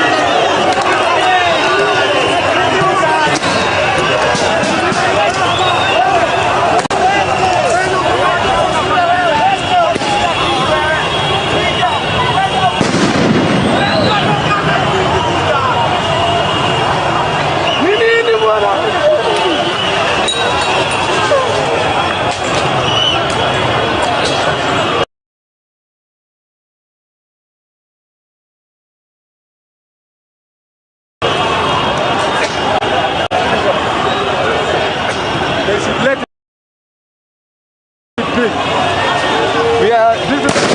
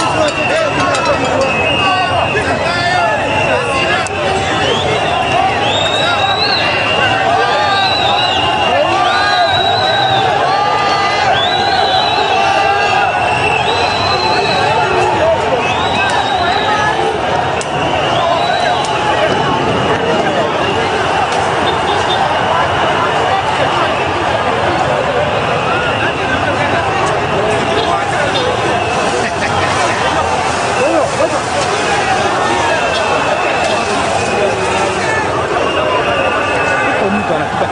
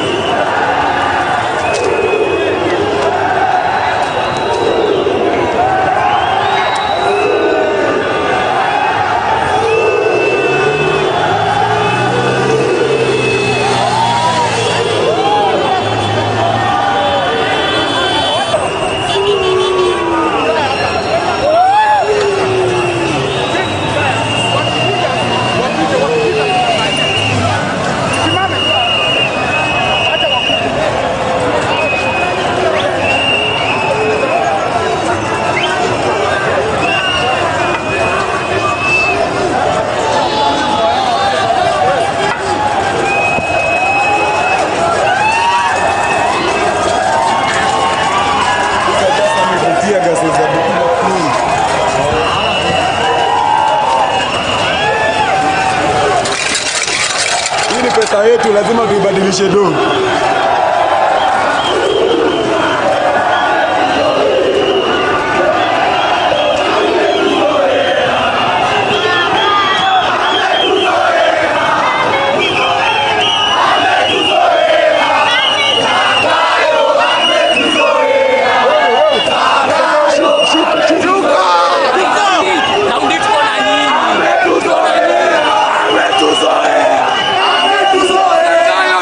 ametuzoea.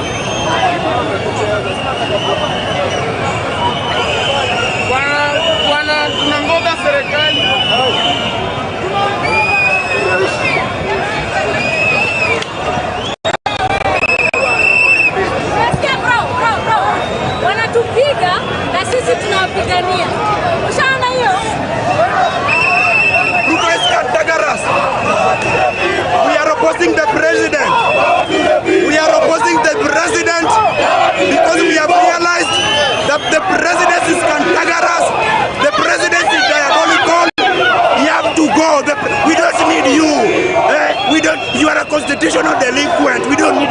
Just go. Omera Ruto. Ngoja.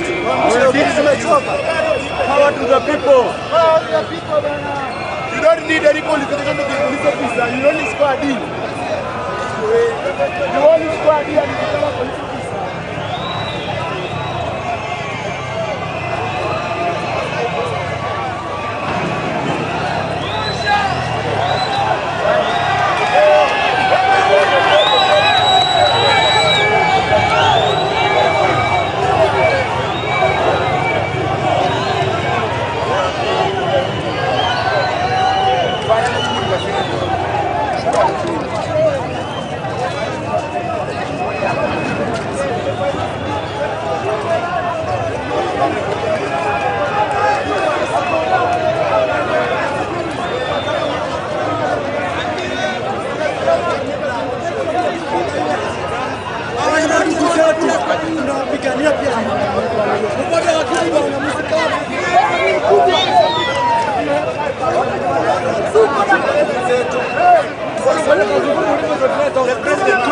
We won't agree to that.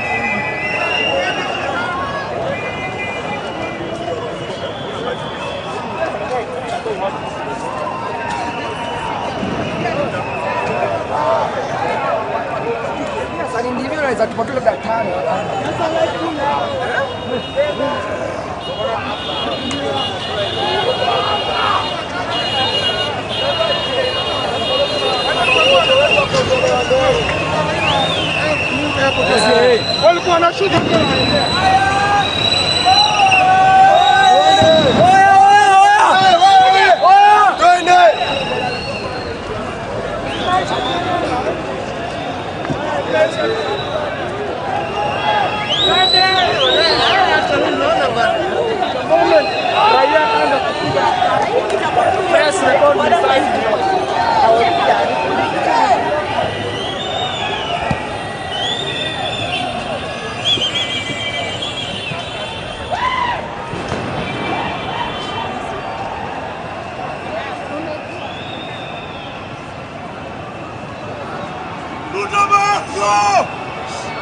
Ruto must go!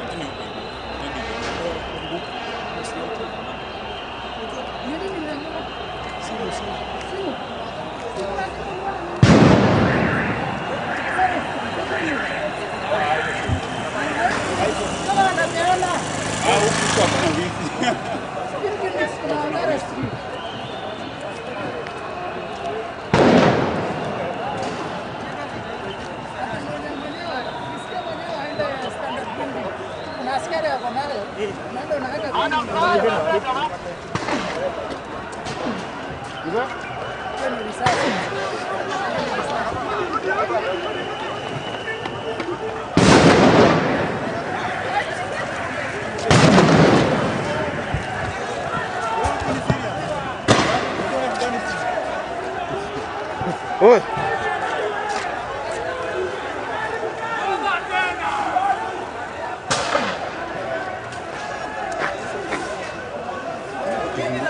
Turudi tu.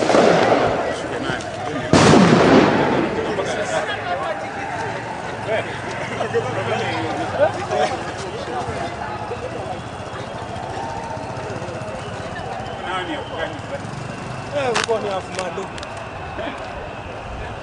Paka na yeye maana arudi mbaya. Ndio umejenga ujako. Leo unaweza ondokea. Ndio hapa. Unajifanya Nairobi hapa hivi.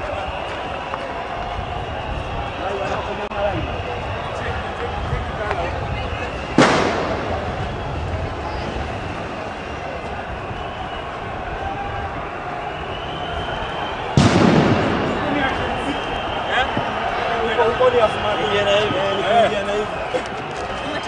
Uko. Asili tunapita hivi. Tunapita hivi.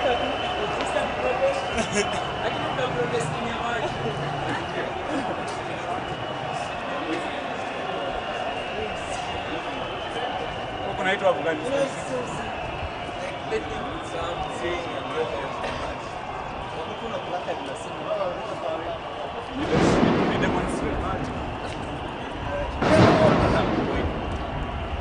Kwani huko kuna akina nani? Huko haya. Kwani sio kibichi. Sijui atakina nani. Asiisha ama alafu tutafika Zitaisha hivyo kama saa zile unaenda kwenye internet hakuna kelele. Ukiwasha kamera hivi. Sijui nani ameanza kupigilia mabaki.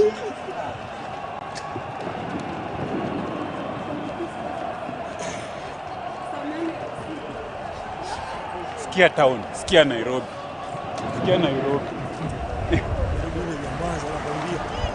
Wacha watu wakuje hapa na ile. Nini kwa baro? Yeah.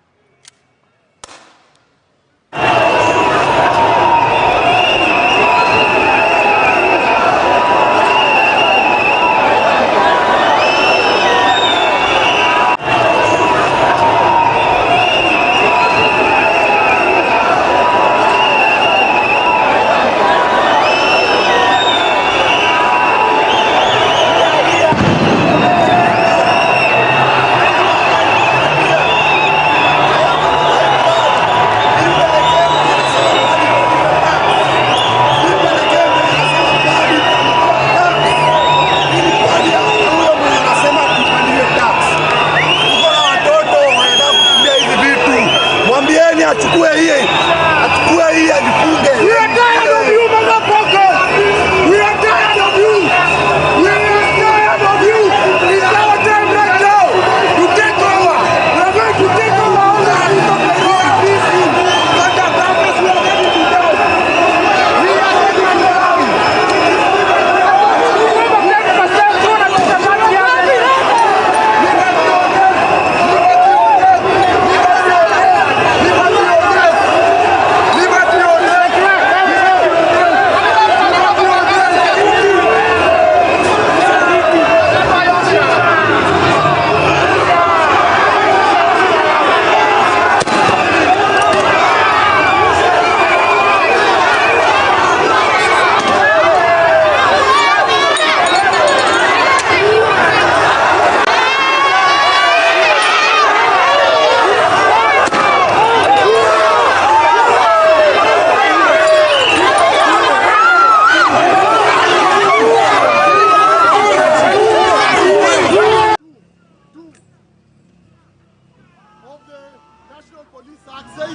You should not obey unlawful orders.